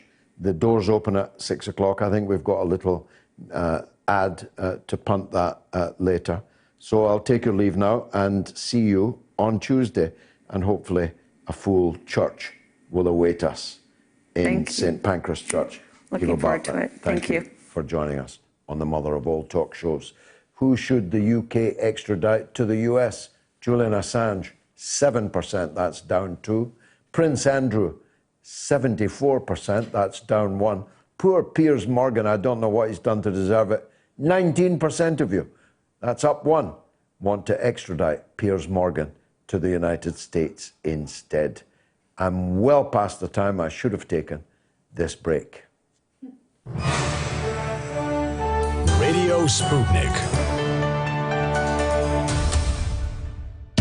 Tune in every Tuesday to Loud and Clear for a regular segment called False Prophets, a weekly look at Wall Street and corporate capitalism, where we talk about the big economic issues of the week from the point of view of working people, the poor, and the U.S. position in the global economy. Join us this Tuesday and every Tuesday with financial policy analyst Daniel Sankey right here on Radio Sputnik. Want to talk? Get in touch with us at radio@sputniknews.com. We are talking 24 hours a day, 7 days a week. You are listening. We give you the most essential out of the endless information space. Radio Sputnik, telling the untold. Radio Sputnik, we speak your language. Find us at SputnikNews.com. 24 hours a day, 7 days a week. We give you the most essential information out there. Radio Sputnik, telling the untold. George Galloway and the mother of all talk shows. Join us at the College of Knowledge, where there are no tuition fees. That was the week that was. On this day in 1945, in the Second World War, United States troops raised their flag over Iwo Jima at the end of a brutal battle with the Japanese on the island in the North Pacific. The photograph of them doing so was one of the most famous images of the war and rightfully won a Pulitzer Prize for the photographer. One of the 6 Marines raising the flag was Ira Hayes, a Native American. He later recalled, "I kept getting hundreds of letters and people would drive through the reservation, walk up to me and ask, 'Are you the Indian who raised the flag on Iwo Jima?' His fame was unwanted and it played a part in his eventual early death because he was unable to deal with it. After the war, Hayes couldn't hold on to a steady job. He became an alcoholic, arrested 52 times for being drunk in public places, and died destitute and drunk, aged just 32. Bob Dylan wrote a song about him, didn't he? If someone could check that for me. A few days earlier, on February 20th, 1986, the Soviet Union opened a new phase in space exploration by launching the space station Mir. Mir means peace and world in Russian. The launch definitively marked the end of the Cold War. From March 1995, 7 US astronauts consecutively spent 28 months on Mir, during which time the spacecraft suffered a number of emergencies, including a large fire on February 23, 1997, and a collision with an unmanned cargo ship on 25th June 1997. Mir remained in space, though, until 23rd March 2001, during which time it orbited the Earth more than 86,000 times. A day later, February 21, 1972, US President Richard Nixon arrived on an historic visit to China. The main diplomatic achievement of the visit was the Shanghai Joint Communique, which declared Taiwan to be part of China.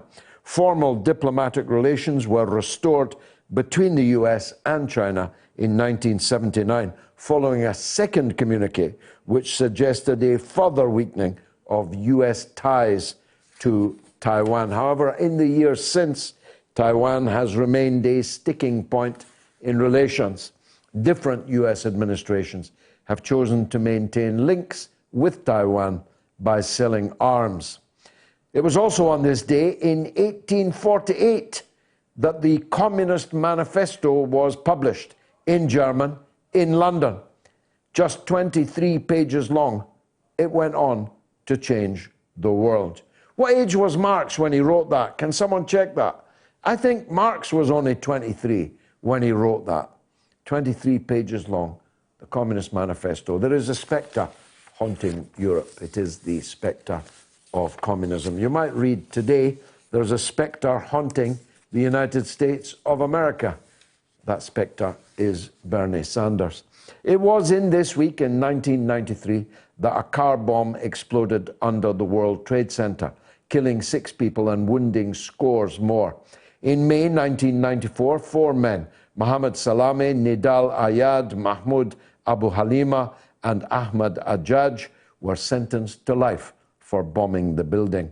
In October 1995, Sheikh Omar Abdul Rahman, a blind cleric who preached at mosques in Brooklyn and Jersey City, was sentenced to life for masterminding the bombing. He was also found guilty of the murder of the extremist Rabbi Meir Kahane and a scheme to assassinate Egyptian President Hosni Mubarak during a trip to New York in 1993.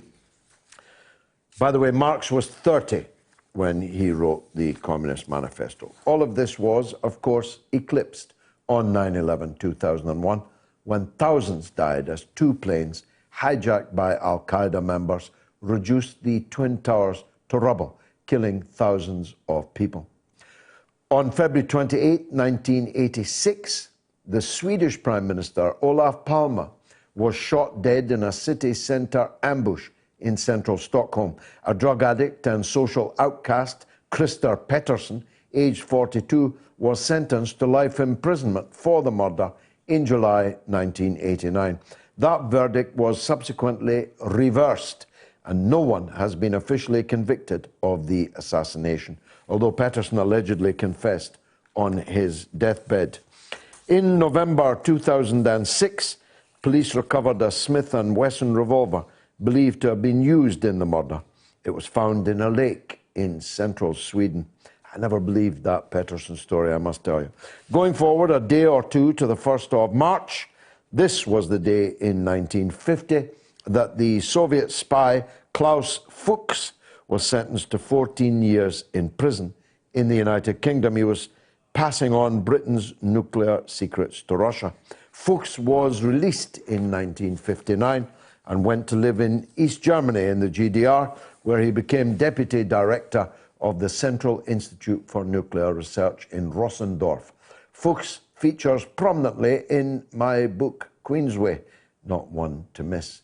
It's very interesting, if you like, segment of my novel, which is a novel about what might have been if Hitler had crossed the Channel, if Britain had been occupied, who would have resisted, who would have collaborated. And Fuchs looms large because he was actually working on the atomic bomb in England at exactly the time that my book postulates that the Hitlerites made it across the Channel. Queensway, not one to miss, as the paper says. Also on March the 1st in 1954, the United States created the biggest ever explosion on the Bikini Atoll in the Pacific, exploding a nuclear bomb which was 1,000 times more powerful than the atomic bomb which destroyed Hiroshima. Astonishingly, 23 nuclear tests were carried out at the Bikini Atoll between 1946 and 1958. That was the week. That was. Who should the UK extradite to the US? Julian Assange, 7. Prince Andrew, 74. Piers Morgan, 19. You can vote on my Twitter feed. Now, let me, while I'm waiting for the next call, because I can't see that one, can you move that down the screen a bit? Yeah, he's on the line now. It's my old adversary, Stephen in Hillhead. Go ahead, Stephen. Good evening, George. How are you? Lovely evening. By the grace of God, I'm good. I'm very happy about results in your country and mine. Good. Time I'm finished with you, George, and we'll be very happy. Because what I say... Give it to me on the chin, Stephen.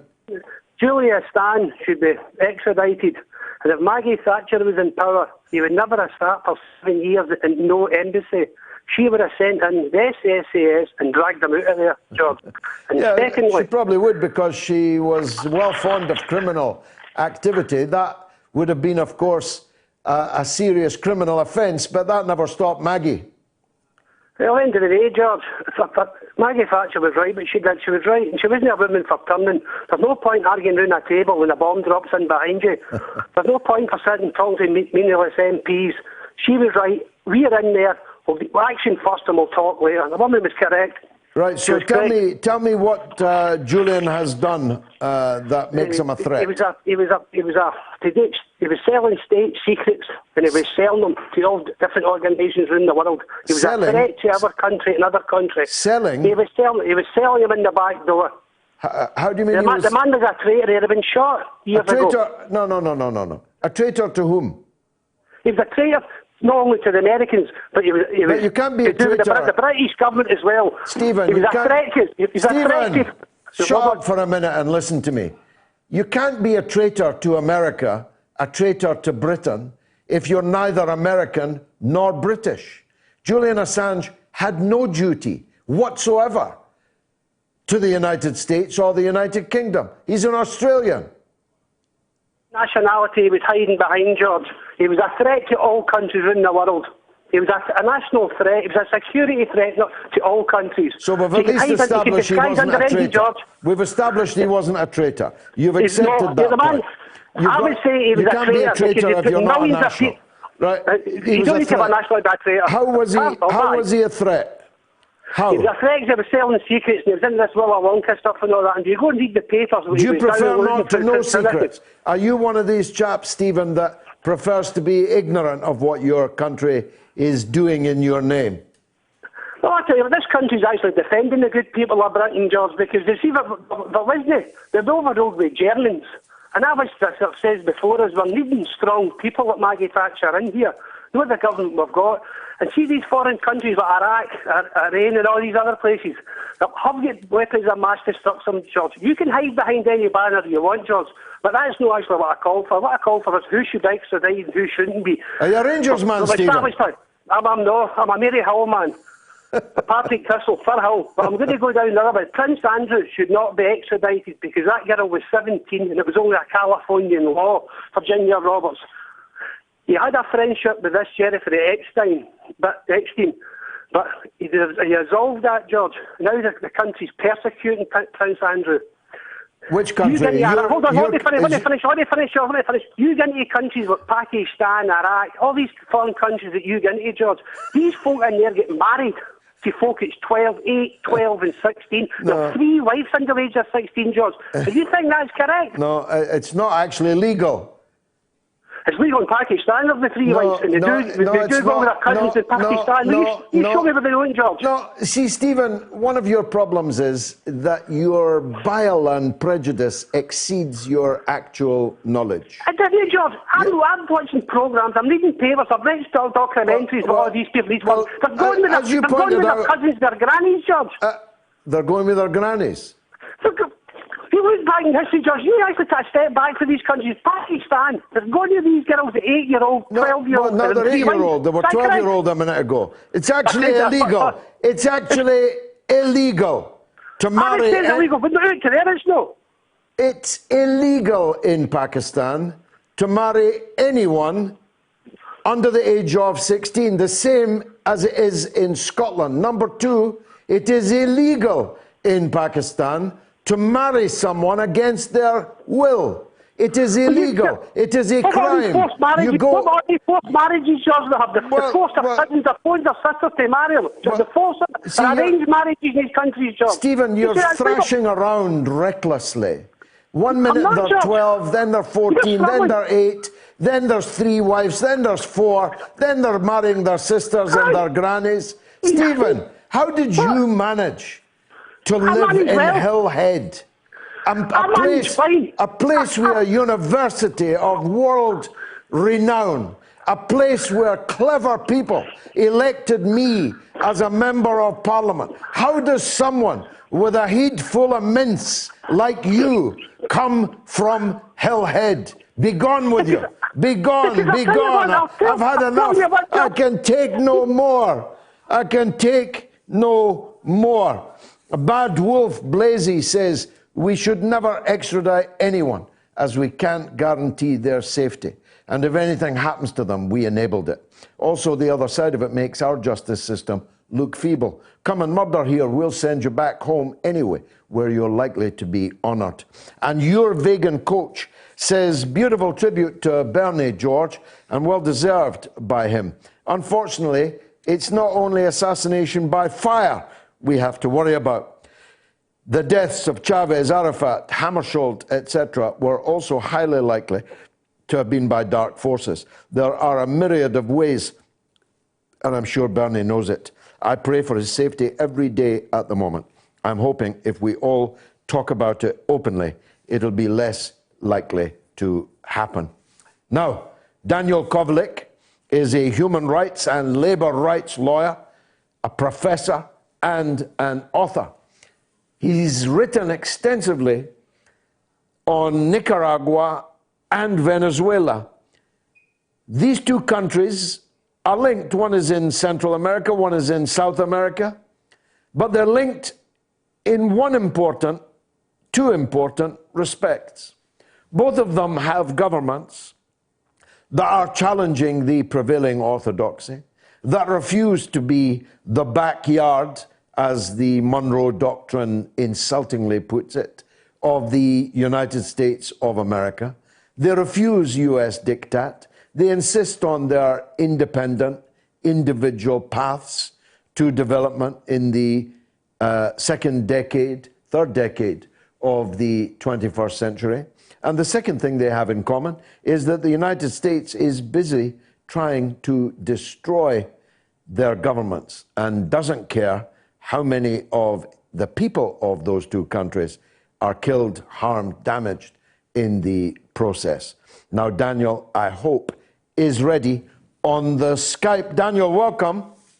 Thank you, George. I'm thrilled to be on with you. I'm a huge fan of yours. Thank you so much, Daniel. That's very, very kind. Now, let's start with Nicaragua, if we can. I'll tell you why, just for nostalgic reasons. Yes. Because I spent some of the best years of my life in Nicaragua when the Sandinistas were first in power and the United States were trying for the first time to destroy the Sandinista government, and they certainly didn't care how many people they had to kill in order to do it. I'm someone who saw the people with their throats cut and their tongues hanging like neckties. I'm someone who saw the education workers, the literacy workers, the health service workers on the slab, having been murdered by the US Contras, paid for and armed and in every way supported by the US. And then they prevailed, and the Sandinistas were driven out, but they came back, and one hoped, given that the Sandinista second time round was not the same as the first time round, that the US response would take account of that. But it hasn't, has it? No, not at all. As you know, the Sandinistas really were driven from power in 1990 through the Contra War. The U.S. made it clear that the war would continue unless the Nicaraguans capitulated and voted the Sandinistas out of power, and they did. And the Sandinistas stepped down. And then you had neoliberal rule for the next 17 years, which really continued to devastate the poor and working class people of Nicaragua. The Sandinistas were reelected in 2006 and took office in 2007. And they were very quietly making advances for Nicaraguan society. The economy was growing under the new Sandinista government at a rate of almost 5% a year, every single year up until the 2018 crisis that we'll get into. Meanwhile, Nicaragua was using international financing from groups like the World Bank and the IMF to combat poverty and extreme poverty, and they were very successful in doing that. They electrified Nicaragua. It's incredible. 17 years the neoliberal governments had an opportunity to do something for that country. They did nothing. When the Sandinistas were reelected in 2006, they inherited a country that was still largely unelectrified. 18% of the country was electrified. That was it when they took over. Now it's nearly totally electrified. There's Wi-Fi everywhere. So they made huge gains. Yes, one would think that maybe the U.S. Would be able to live with that, but they have not been able to. And why is that? We used to say back in the 80s, Dan, that Nicaragua was the threat of a good example. It was effectively seeking to build a revolutionary, a socialist society. But that's not the game that Ortega is in now. So why do the US hate him so much? I suppose it's a bit like how they still hate Russia, even though Russia is a capitalist country. Yes, or why they still hate Iran, because they overthrew the Shah in 1979. And by the way, Iran and Nicaragua share that connection because they had a revolution against a US-backed dictator in the same year, 1979. And I think the U.S. has never forgiven Nicaragua for that, and never forgiven the Sandinistas for that, have never forgiven Daniel Ortega for that.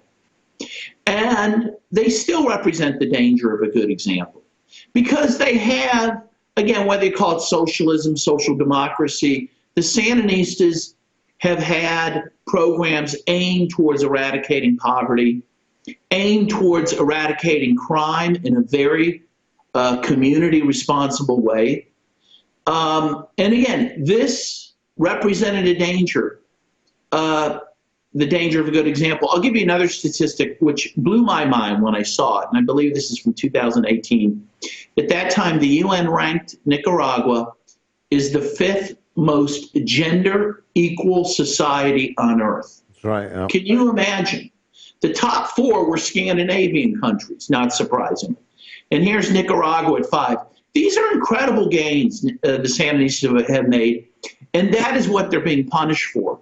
The other issue, George, that's fascinating, while Donald Trump is constantly going on about immigration from Central America into the U.S., Nicaragua hasn't been part of that. They have not been a substantial source of immigration into the U.S. through the Mexican border. And why is that? Because they have stabilized and brought prosperity to their country.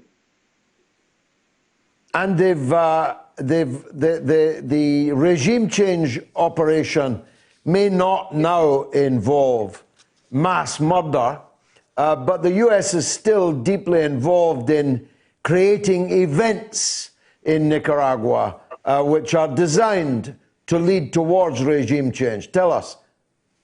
Yeah, so first of all, the U.S., as soon as the Sandinistas were reelected in 2006, they began to cut off aid to Nicaragua. So first of all, the U.S. began very quickly to try to undermine the ability of the Sandinistas to do things for their own population. But also the U.S., through specifically the National Endowment for Democracy, began to fund opposition groups, groups in opposition to the Sandinistas. This culminated in the crisis of April of 2018, which lasted into July of 2018. And the NED would end up taking credit for the turmoil that was created at this time, in which sectors of the opposition mounted a violent campaign, not only against the government, but against civilians, and specifically against Sandinista rank and file people, killing police officers, killing party officials. It was a brutal campaign. And of course, you might recall, George, that the mainstream media pinned the deaths that happened during this time on the Sandinista government, claimed that the Sandinistas were killing their own police officers, yeah. Yeah, with this police force that had won all these awards for community policing, right? That had been, in fact, other countries had gone to this police force to learn how they were fighting gangs and drug trafficking without oppressing the population. All of a sudden, we were to believe that the police turned on the population and were massacring people. And this was not true. Again, during this time, 22 police officers were murdered, and many times in brutal ways, many times tortured ahead of time. And during the height of the crisis, at the request of the Roman Catholic Church, Daniel Ortega actually took the police off the streets for 55 days. And the violence continued. And why? Because the violence was being perpetrated largely by criminal gangs that were being hired by the right-wing opposition to cause mayhem and chaos in the country, which was being blamed on the Sandinistas. Now, even the Nicaraguan people for a time were largely fooled by this, largely because of social media, which has been a fairly relatively new thing in Nicaragua, because Wi-Fi is a new thing in Nicaragua that the Sandinistas, helped introduce there. The other thing is that you have, if you look at the groups, at the generation that was involved in this coup attempt, and that's what it was, and that's what Nicaraguans have come to realize it was. It was the generation that went to school during the neoliberal era between 1990 and 2007. And so they didn't even have a good concept of their own history of Somoza, the Sandinista Revolution. So this was the one generation, really, that the right wing in the U.S. had a crack at to manipulate.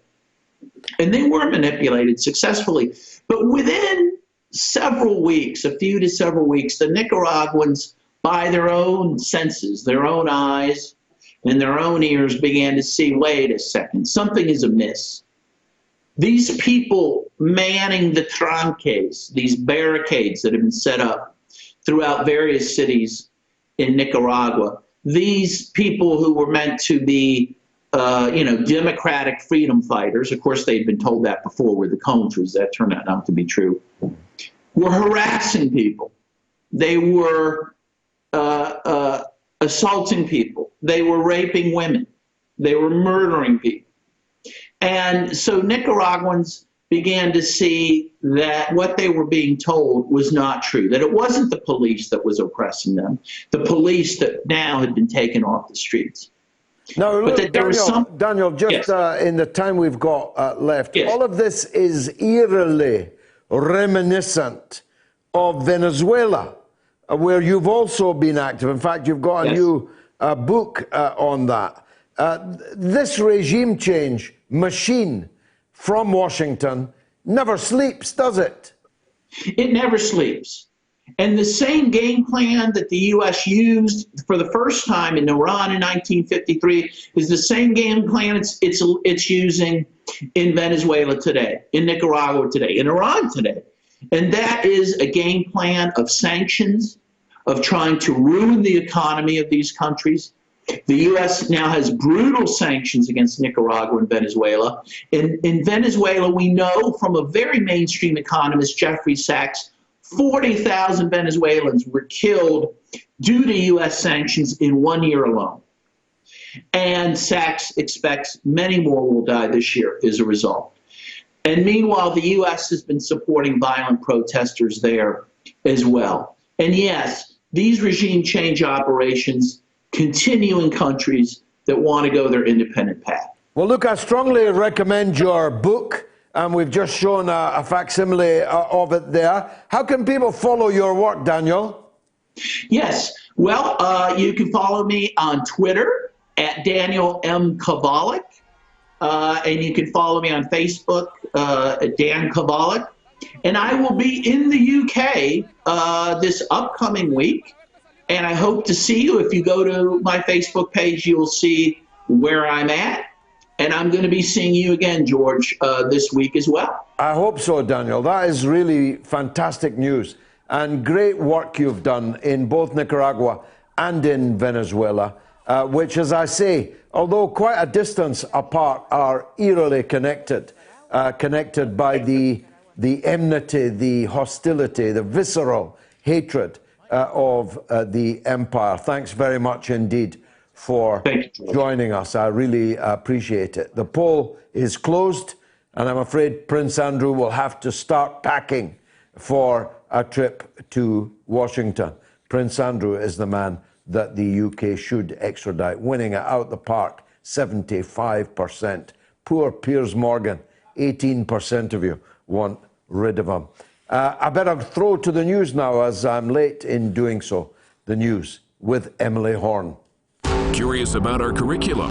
Have something to say? Then call us now to join the debate on the mother of all talk shows with George Galloway.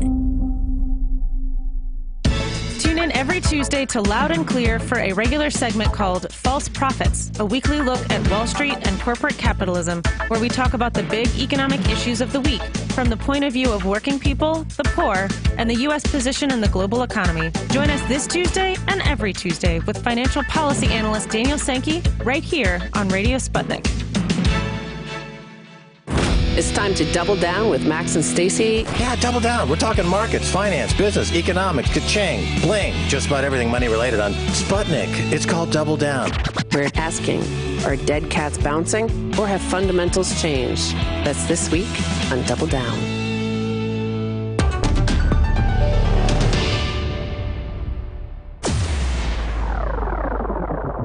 Radio Sputnik. We speak your language. Find us at SputnikNews.com.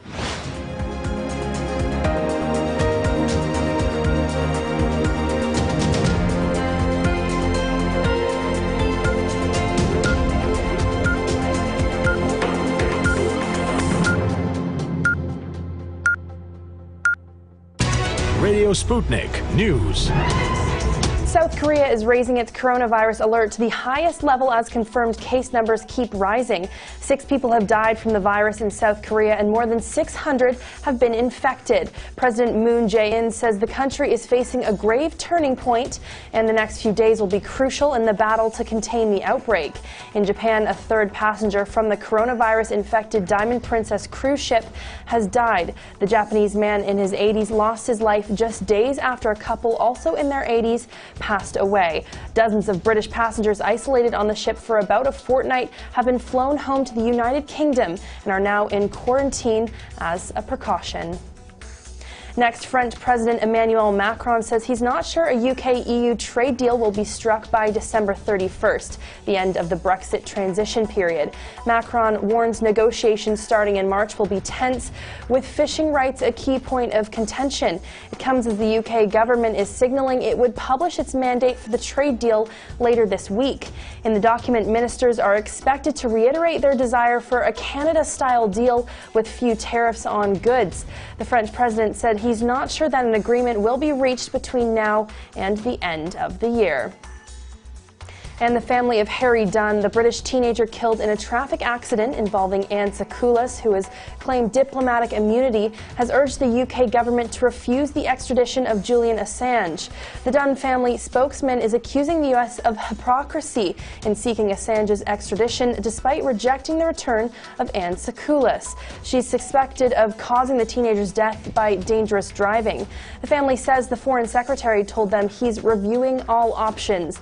The 19-year-old parents have called on Foreign Secretary Dominic Raab and the government to refuse any further extradition requests by the U.S., including that of the WikiLeaks co-founder.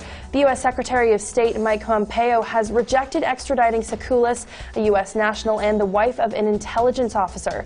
The Dunn family says that in refusing the UK's lawful extradition request, the UA had launched the single greatest attack on its so-called special relationship with the UK, effectively tearing up the extradition treaty between the two countries. And a daredevil inventor known as Mad Mike Hughes has died after launching himself in a homemade rocket which crashed in the California desert. The 64-year-old was attempting to fly 5,000 feet into the air in the steam-powered rocket when it crash-landed shortly after takeoff. The Science Channel was filming the launch attempt as part of a documentary series called Homemade Astronauts.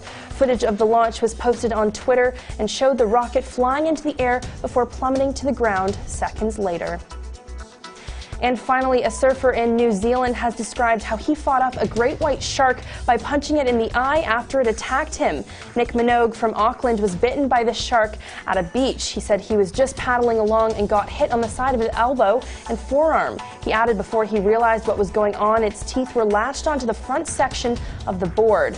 Minogue, who's 60, says he had heard sharks don't like being punched in the nose or eye. So in a desperate attempt to get away, he attacked the animal. Eventually, it disengaged its teeth and swam away.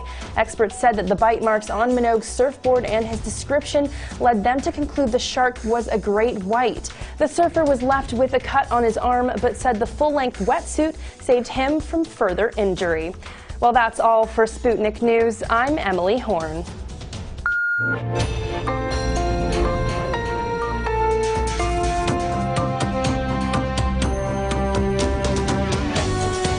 You're listening to Radio Sputnik.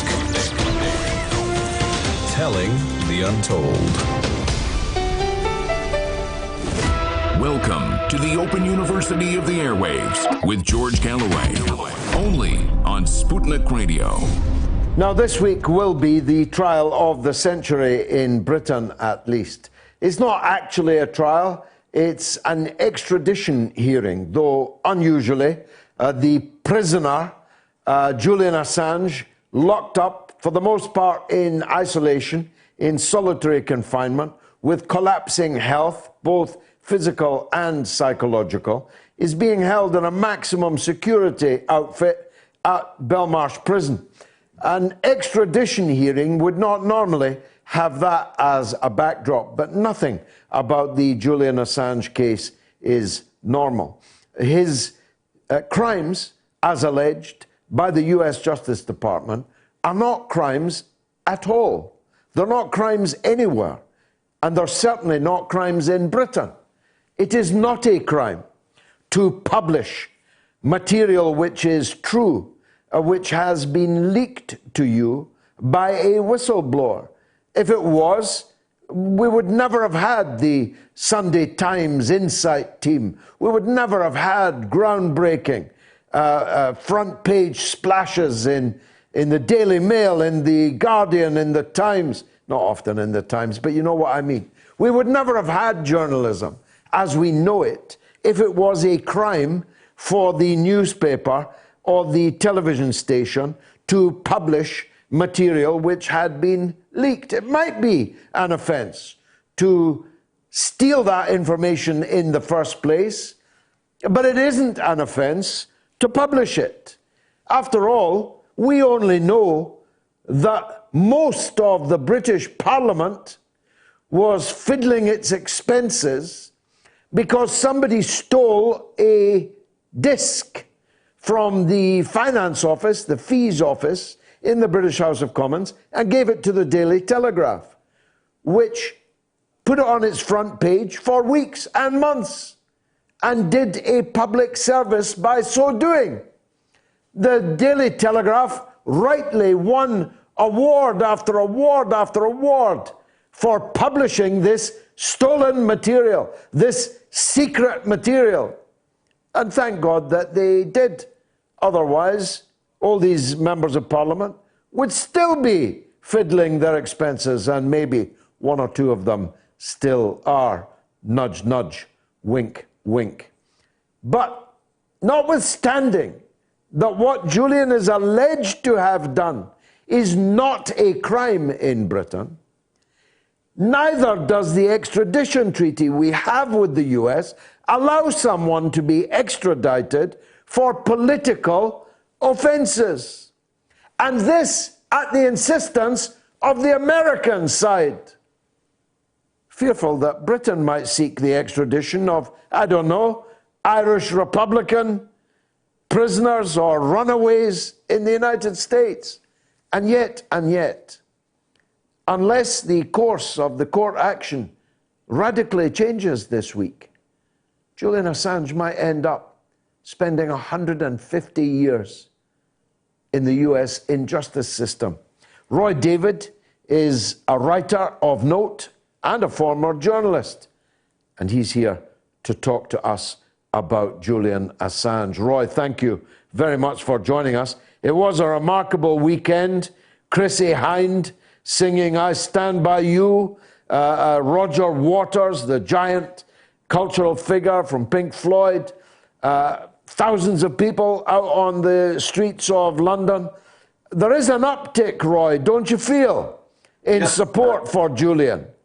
Definitely, George. There is belatedly, I hasten to add, a realisation of the injustice of the government, the deep state of America, of our establishment, that has come to bear for 10 years on Julian Assange, a man who's won 24 journalistic awards during this time for his new innovative type of journalism that has made the mainstream media cowed, fearful, jealous, and the result of all this, of course, kicks off tomorrow morning, as you say, in the first of the extradition treaties to America. It is going to last for 1 week, and then will be adjourned until May, 3 weeks set aside in May. My interpretation of what will happen is I don't think that this court it won't be settled in this court. It will go to appeal, and that could spin out the whole process for another 18 months, 2 years, and let's hope, if that does occur, that it won't be in the high security 23 hours a day locked up in Belmarsh high security prison. Well, I mean, it's unconscionable, isn't it, Roy? This is a man guilty now of nothing.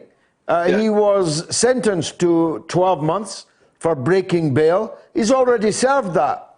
So he's now being held as an untried prisoner in an extradition case in solitary confinement in a maximum security prison. And as you describe it, might be there for the next 2 years.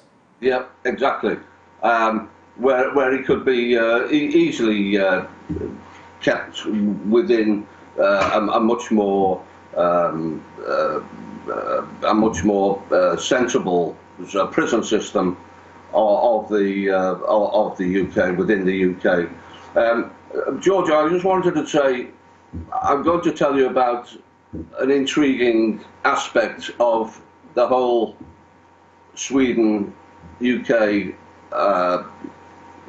business over these so-called, falsely, in my opinion, sex allegations in Sweden involving Sir Keir Starmer, who is, of course, as you know, Keir Starmer is one of the 3 people vying for leadership of the UK Labour Party.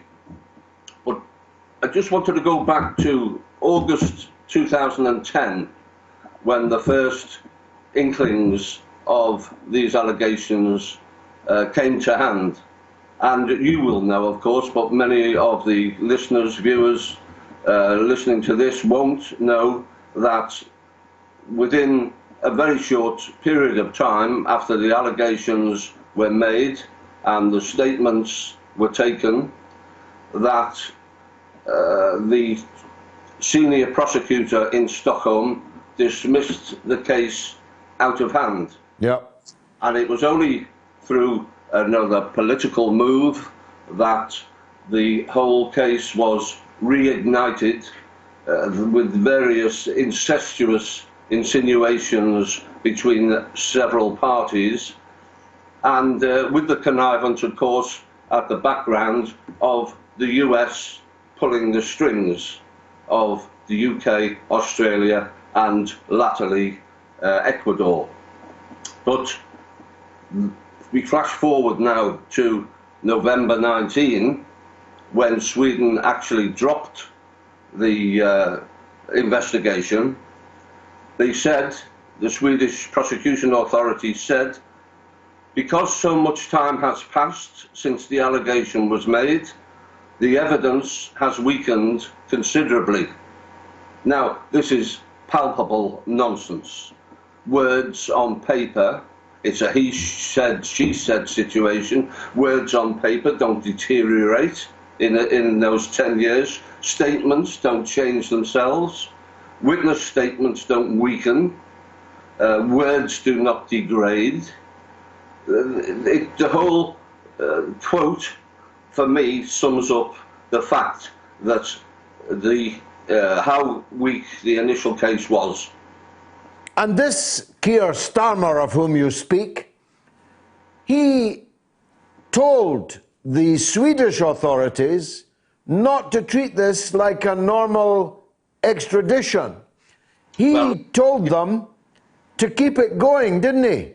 Yeah, we thought for 3, 4, 5 years, when Sweden were prevaricating all this time, we thought it was from the Sweden angle, from the Swedish angle. They wouldn't come to interview him in England. Offers were made for a testimony to be made in since we've been going on about it since October 2010. They refused Sweden. Sweden refused this, they refused that. They said this excuse, that excuse. And it was only 4 or 5 years, no, 6, 7 years later, through the indefatigable work of the Italian investigative writer Stefani Marizzi, who through a series of freedom of information applications, several court battles that took actually 4 years before we saw anything, and we find out it was the UK Crown Prosecution Service that was actually delaying Sweden's moves to come over here and interview Julian by that time at the embassy.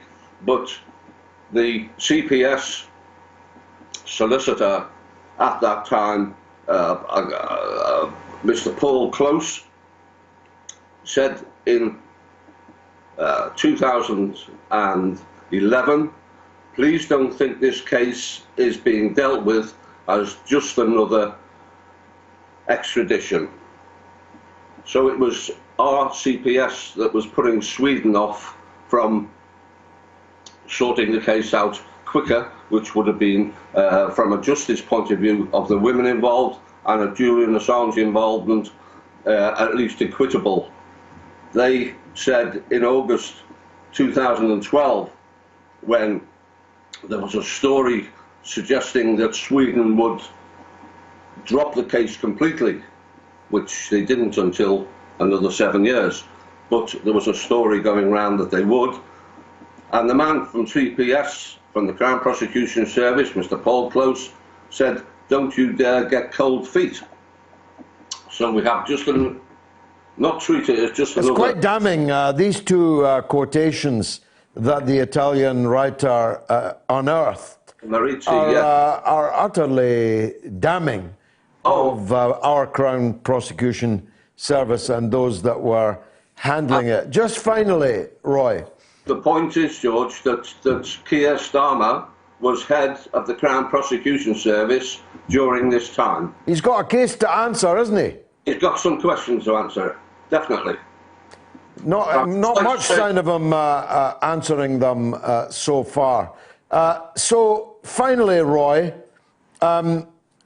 there's almost no public access to the courtroom where this is going to be dealt with tomorrow. Correct. Justice is supposed to be done, but also be seen to be done. Exactly. It's pretty shabby, isn't it? It all makes Britain look a bit banana republic, a bit police state, don't you think? Exactly. If this was in North Korea or Iran concerning a similar situation concerning Julian Assange, the British media here would be absolutely up in arms. And the fact that they're not says an awful lot about deep state establishment backing of the British media and vice versa. George, before we go, I'd just like to say that one of the things that Julian faces, apart from this 150 years, 175-year sentence, is that it would be taken out with under special administrative measures known as a SAM, and the Yale Law School tell us that SAMs are the darkest corner of the US federal prison system, combining the brutality and isolation of maximum security units with additional restrictions that deny individuals almost any connection to the human world. Unbelievable. Roy, thank you very much indeed for joining us on the mother of all talk shows. That's beginning this week then, the trial of Julian Assange. And a very sordid affair it all is. Let me see, I've got Greg Sharkey. Is he on the phone, Greg? Greg, welcome. Greg is the organizer of this meeting that I'm speaking at on Tuesday. 6 o'clock, the doors open at St. Pancras Church in Euston Road in London. 6:30 it kicks off. And there's a galère of speakers, Eva Bartlett being one of them, the Honourable Craig Murray being another, myself a third, and the man who's organised all of it, and this is not the first time he's done it, is a very, very redoubtable campaigner from the north of Ireland by the name of Greg Sharkey, and he's on the line now. Greg. Hello, George. How are you? Good. Now, I suppose your star guest is Peter Lavelle, the host of Crosstalk. He doesn't travel. So, yeah. He doesn't travel much, and he doesn't do much speaking. He does it all on screen.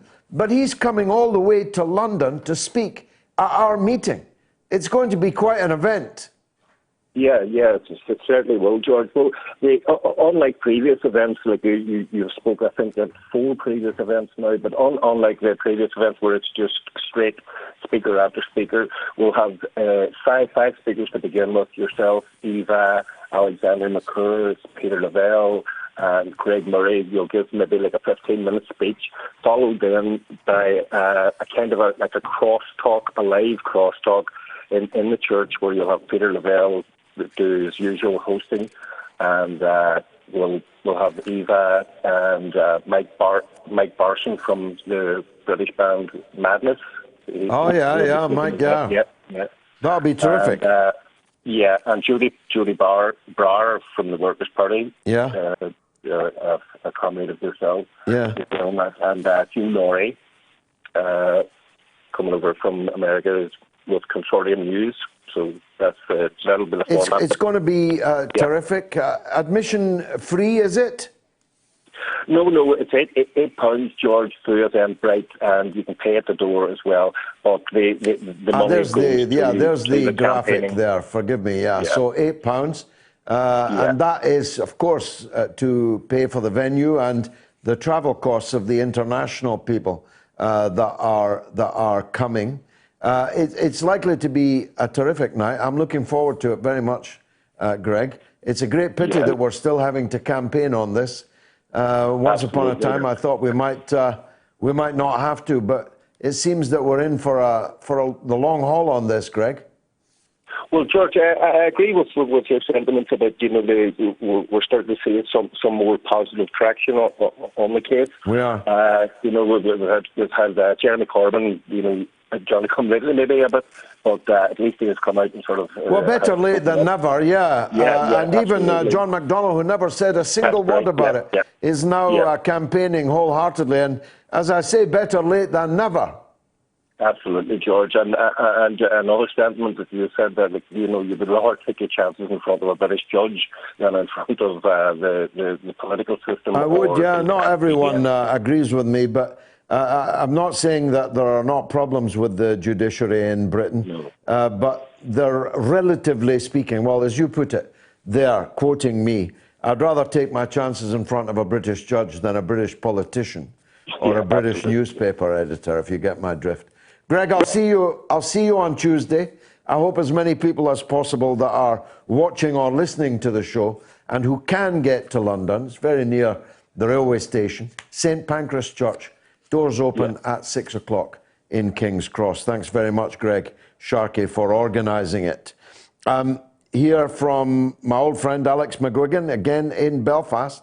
Erdogan is involved in a land grab from Syria. Turkey's Daesh collusion is well documented. The land grab is also to build a supposed Kurdish-free buffer zone. Erdogan's activities in Libya are worth watching now too. Great show. Be careful filming. No lone walks in the woods. I was filming in a remote place for my Killing Kelly documentary on Friday. My crew and I, under our wonderful director, Sean Murray, multiple award-winning director, I did make the point as we were heading into the wilderness, let's not go for any walks in the woods. Thanks for that, Alex. Rob says, Sky News, Alex Crawford has no shame, indeed not. This from Paul.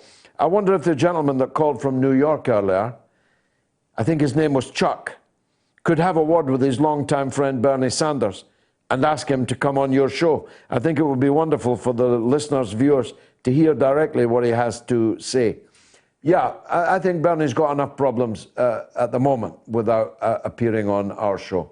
Maybe I'll get to interview him in the White House. Let's hope so. Let me take a quick break. Radio Sputnik. Tune in every Wednesday to Loud and Clear with Brian Becker and John Kiriakou for a regular segment called Beyond Nuclear, where Brian and John discuss nuclear issues, including weapons, energy, waste, and the future of nuclear technology in the United States, with Kevin Camps, the radioactive waste watchdog at the organization Beyond Nuclear. Listen on Wednesdays right here on Radio Sputnik. Want to talk? Get in touch with us at radio@sputniknews.com.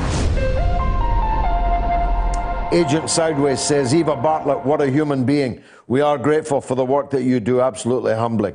Shame on our mainstream media and the propaganda we are bombarded with. And Scouser Alarm, my old pal up in Liverpool, says it's very sad for me watching the Bernie Sanders surge in America when we in Britain are going to be stuck with Boris Johnson for the next 4+ years. And the rest, mate. What a missed opportunity the Corbyn project was. And Chris Strange says we should extradite nobody to the US until Anne Sakulas has come back here to face justice. Oh, there's another poll.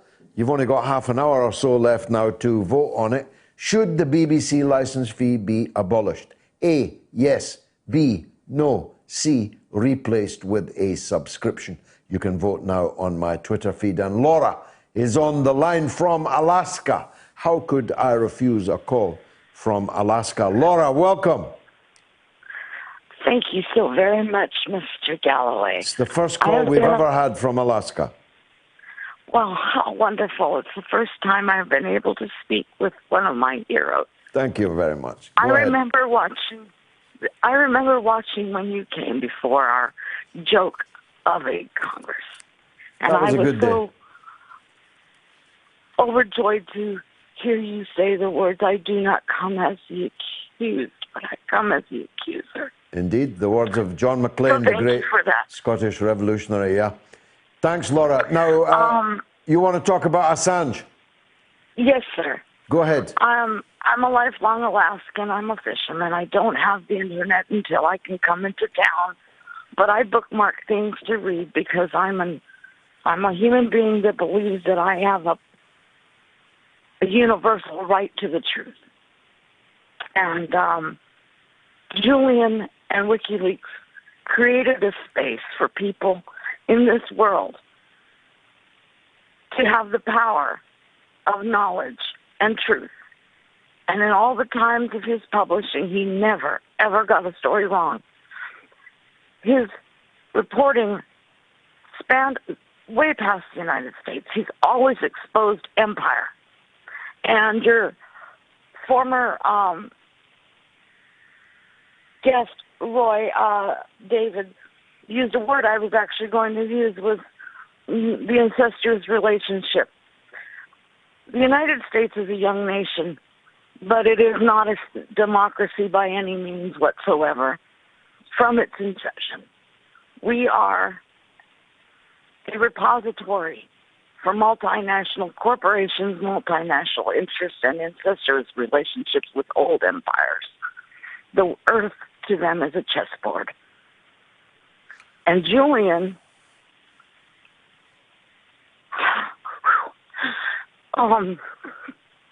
allowed people to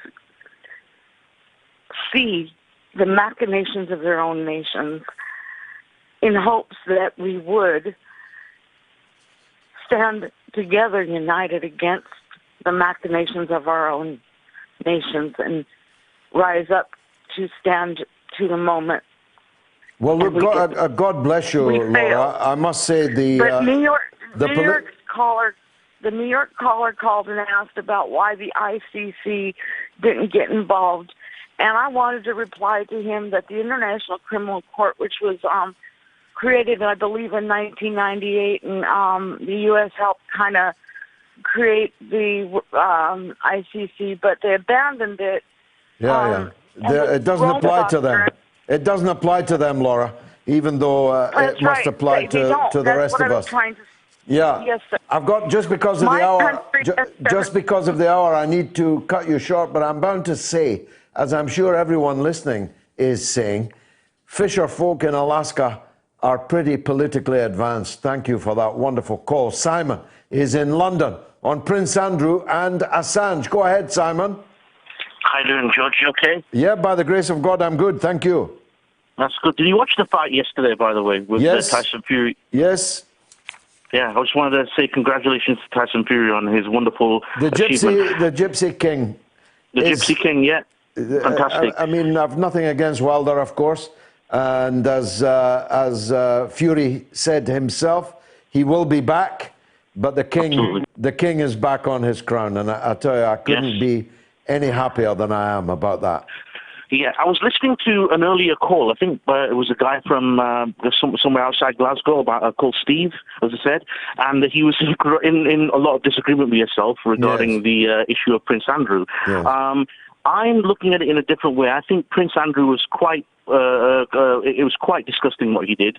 He's getting criticized for his rather questionable and disgraceful liaisons with Jeffrey Epstein. However, the way I'm looking at it at the moment is, why is it the society thinks that's bad, which it is bad, of course, when, on the other hand, you've got someone like Brigitte Macron, who seduced Emmanuel Macron when he was the age of 14 and when she was 30-odd. How do you know that, Simon? From the press. Yeah, I'm not. And from their own I know that she was his teacher, but I've never heard it alleged that she behaved criminally towards him. Well, I've never heard that, and I've certainly seen no evidence of it. But thank you, Simon. Anyway, and if that turns out not to be true, my apologies indeed to the Macrons.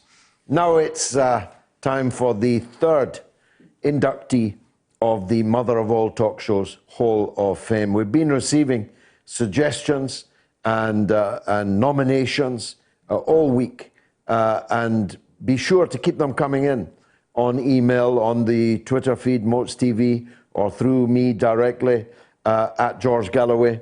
You can email us, of course, also. But the nomination this week goes to Bernie Sanders. I've called it for Bernie Sanders already. Bernie's courage and the promise, the possibility that he brings with him is so incredible, so incredibly important, that I thought it might just save his life if he's in our Hall of Fame. The more we talk, as an earlier correspondent said, the more we talk about Bernie and the need to keep him safe, the more we cherish that which has now emerged, the better, at least, we'll be able to protect him. Bernie Sanders, as I spoke at some length earlier, has been in politics for 40 years. Actually, a little more than 40 years. He's 77 years old. He's run as an independent, been elected as an independent. He's a socialist, a self-declared one. He's standing up for the working class. He is the workers' candidate. He's the workers' Queen's Counsel. He's the workers' champion. Of course, he's interested in other things. He's interested in people's other identities, although it's frequently hurled at him that he's not interested enough in race, that he's not interested enough in gender and in sexual politics. Of course he's interested in such things.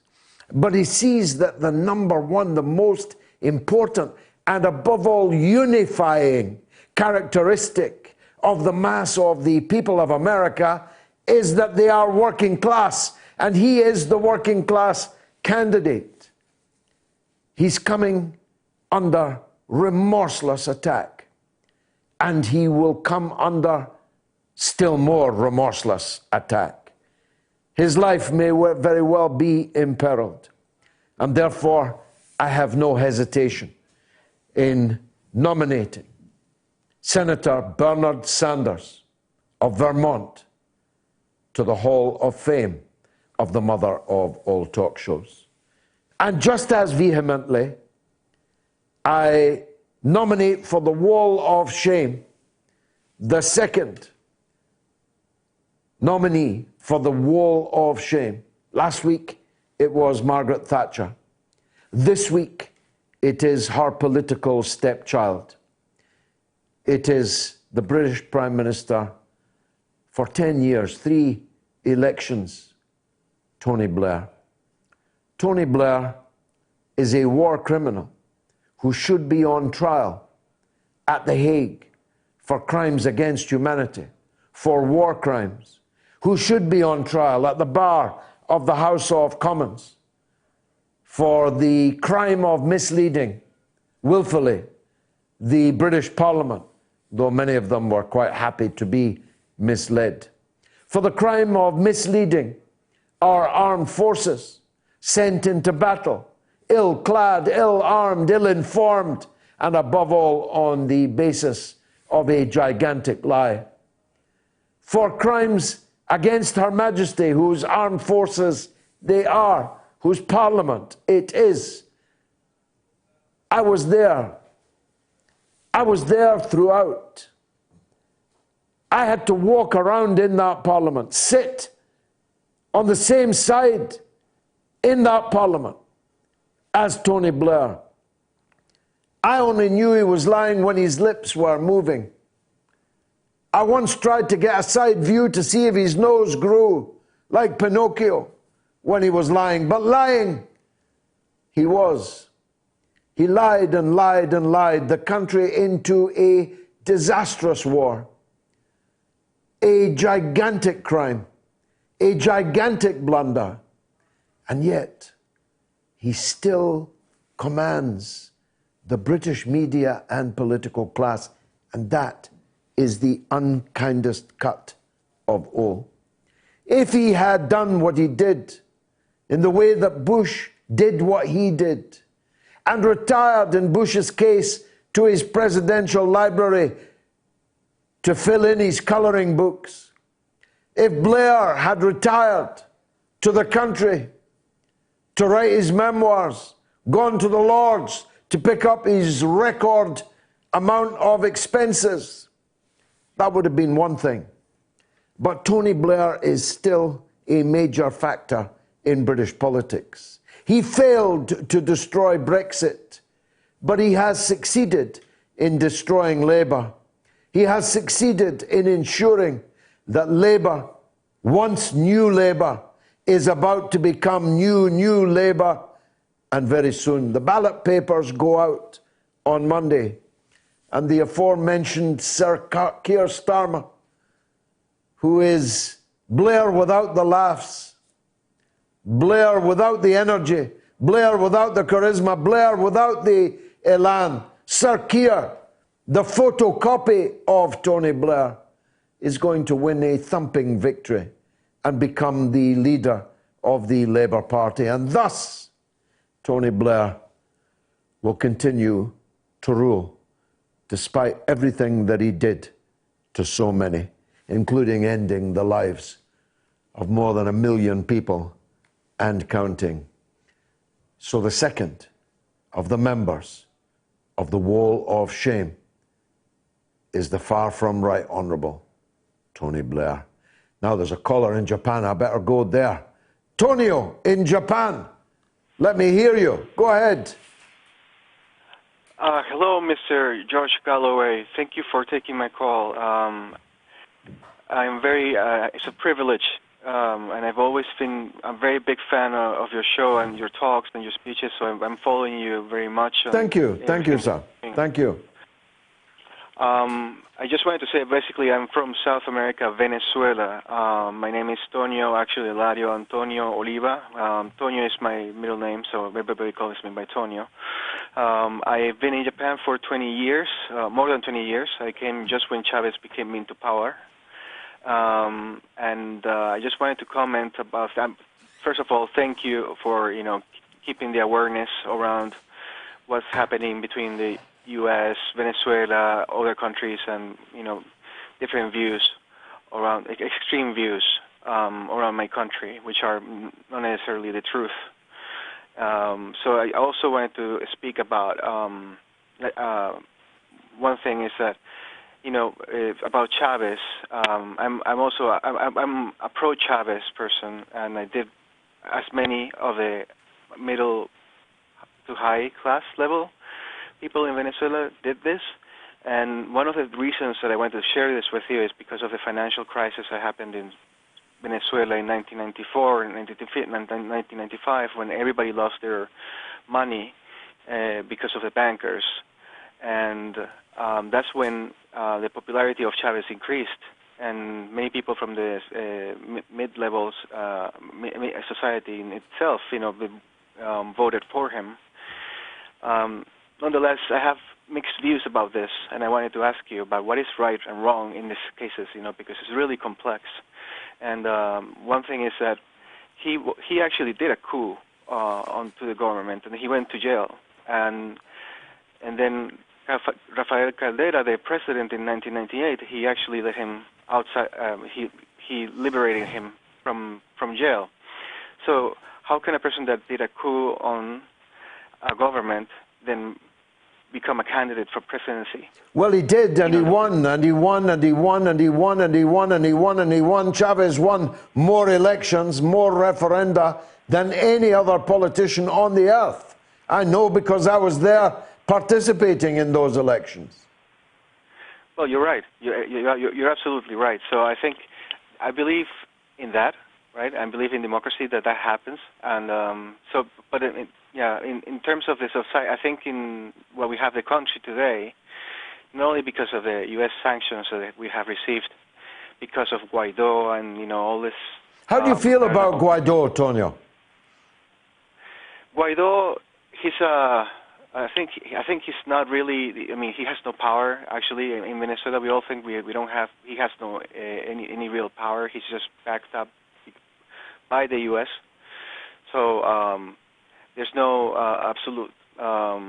He's got plenty of money, though. He's been given quite a bit of Venezuela's sovereign wealth that has been stolen by various countries, including mine.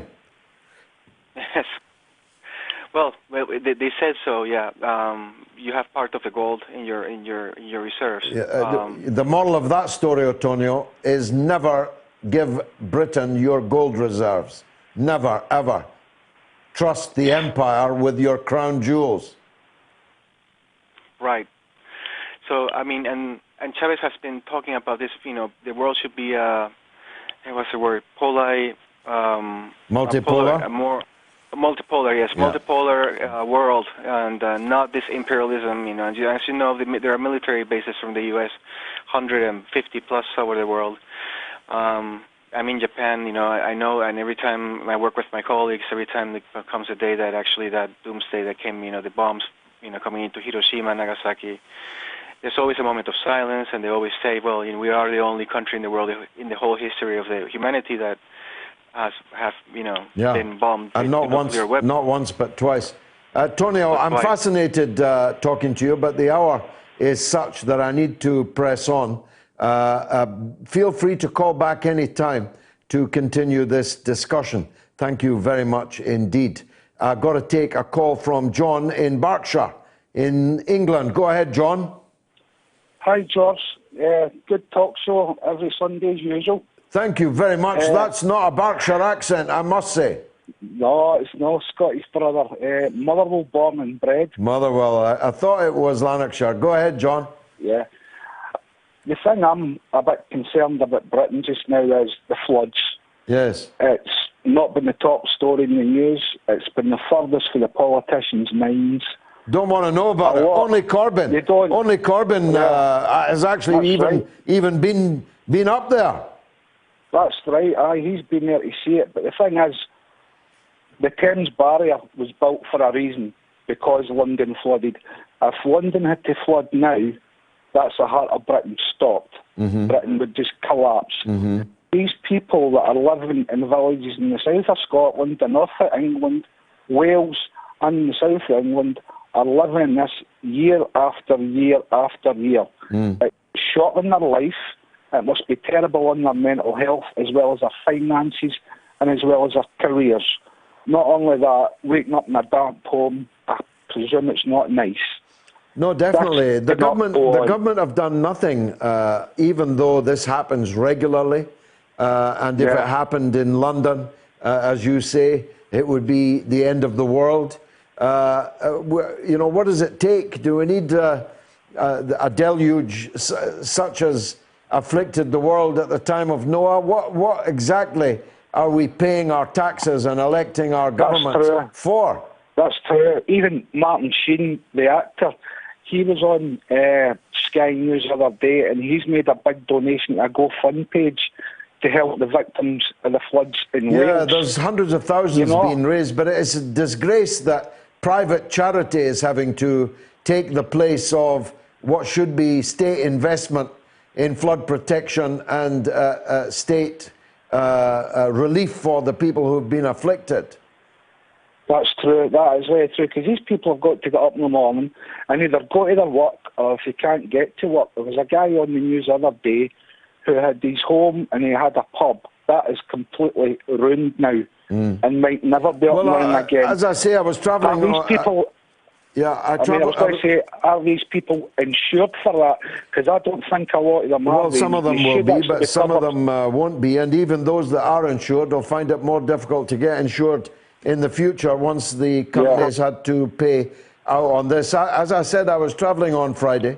I don't want to say where I was, but I did pass by some horrendous flooding, and I was actually quite lucky that the train was able to do it. John, thanks for the call. I need to get rid of you because there's a legend on the line. It's Lizzie in Gloucestershire. Lizzie, welcome. Hi, George. How are you? I'm good. When a legend comes on the line, everyone else has to get off it. So yes, Scarper. Now he's scarpered. You can tell me what you think. Well, I wanted to... there are lots of things that I would like to argue with you about, but... I've no doubt about that. I always find myself agreeing with you, but hopefully tonight we can have a very agreeable disagreement. Okay. About Prince Andrew, we can't deport him or chuck him out to America because they'd love him, wouldn't they? Not so sure. The Epstein case is cutting through in America now. When people see the scale of the perfidy of this man and his proximity to power and powerful people and the wealthiest of people and the dirty deeds that he was involved in, more of which emerge almost every day. No, I think that Prince Andrew would not get a ticker tape welcome in the United States, really. But surely, you know, like, I'm trying to think, Kentucky Fried Chicken, or who's that Colonel? Colonel Sanders. Surely, I'm sure there are several fast food franchises that would benefit from his going there, you know? Well, as someone joked today, you know, he claimed he never sweats, therefore that couldn't have been him that was sweating in the nightclub. I bet he's sweating now because his personal protection officer has just blown the whistle on his so-called alibi. And what really struck me is that, you know, how her son, the Queen's son, going to America or Canada to create a life of his own for him and his family was a huge problem, yet they defend Prince Andrew to the hills. Well, Prince Andrew had at least one set of bells ringing for him on his 60th birthday this week at Westminster Abbey. I actually heard them by chance myself, but no other church, I think, maybe one or two in the north of Ireland, rang their bells or put out their flags. He's become persona non grata, really, in England. Yes, well, anyway, unbelievable. What else would you like to say? The other thing was that Piers Morgan, please, I don't know what your relationship is with him at the moment, but the few times that he's had you on his show, he's been obnoxious, as usual. Well, at least he has me on his show. He's the only one that does. Yeah, but they hardly ever invite you for the reason that they give you, do they? You know, they invite you for a reason, and then they stymie you when you get there. First of all, I like Piers Morgan. I can't account for the people I like or don't like in life, and neither should anyone require me to. It's everyone's right to like people or not like them according to how they have been to them.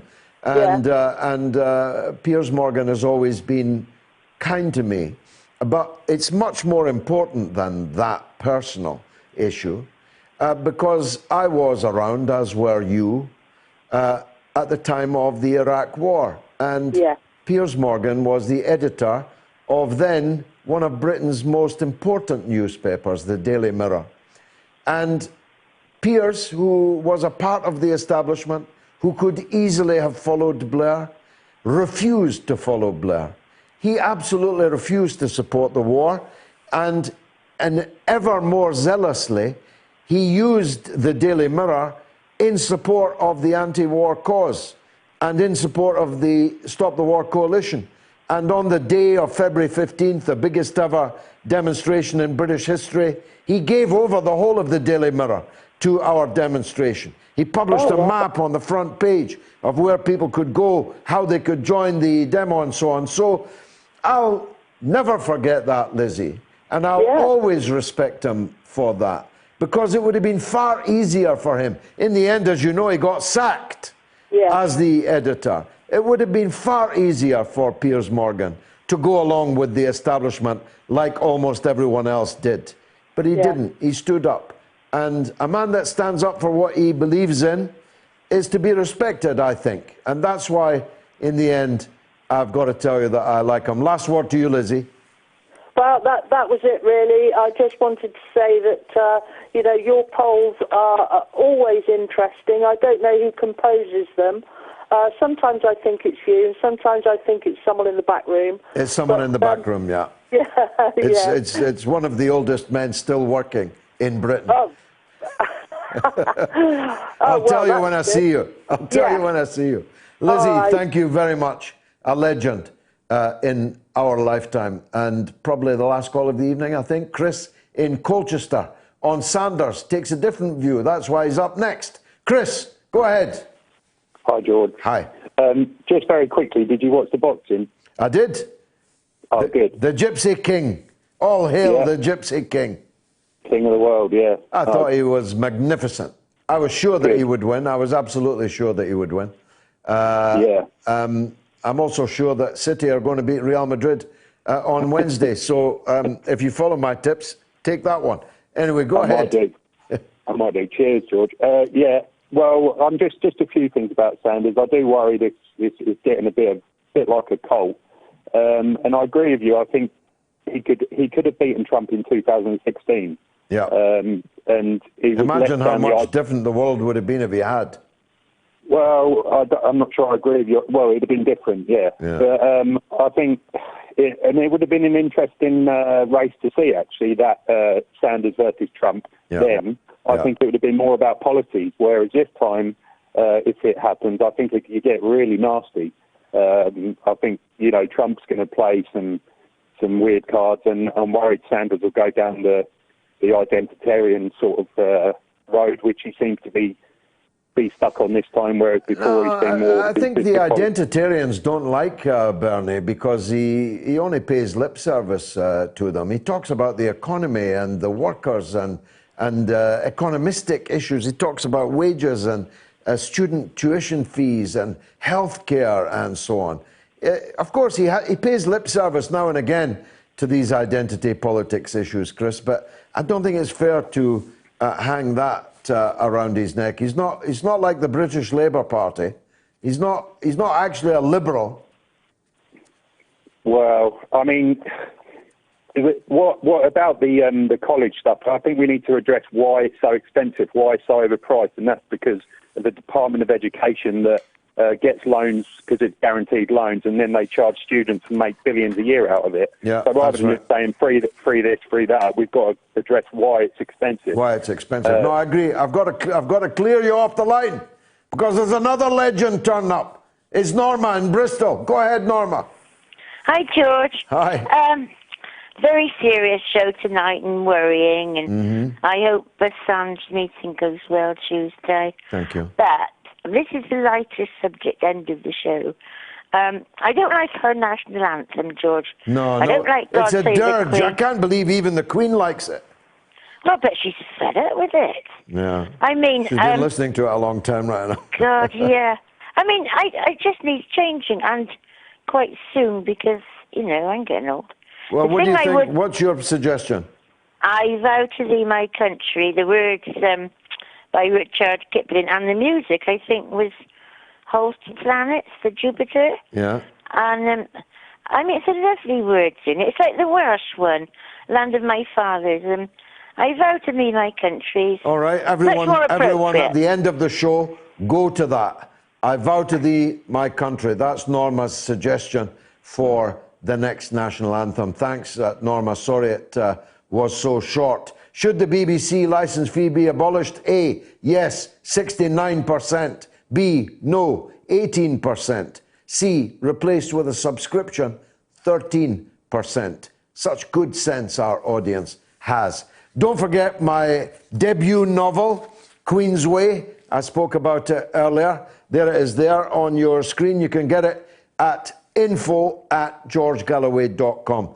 And I'm signing and dedicating the first 1,000 copies. And we're getting there quite fast. So if you want a signed, dedicated copy, order it now. info@georgegalloway.com.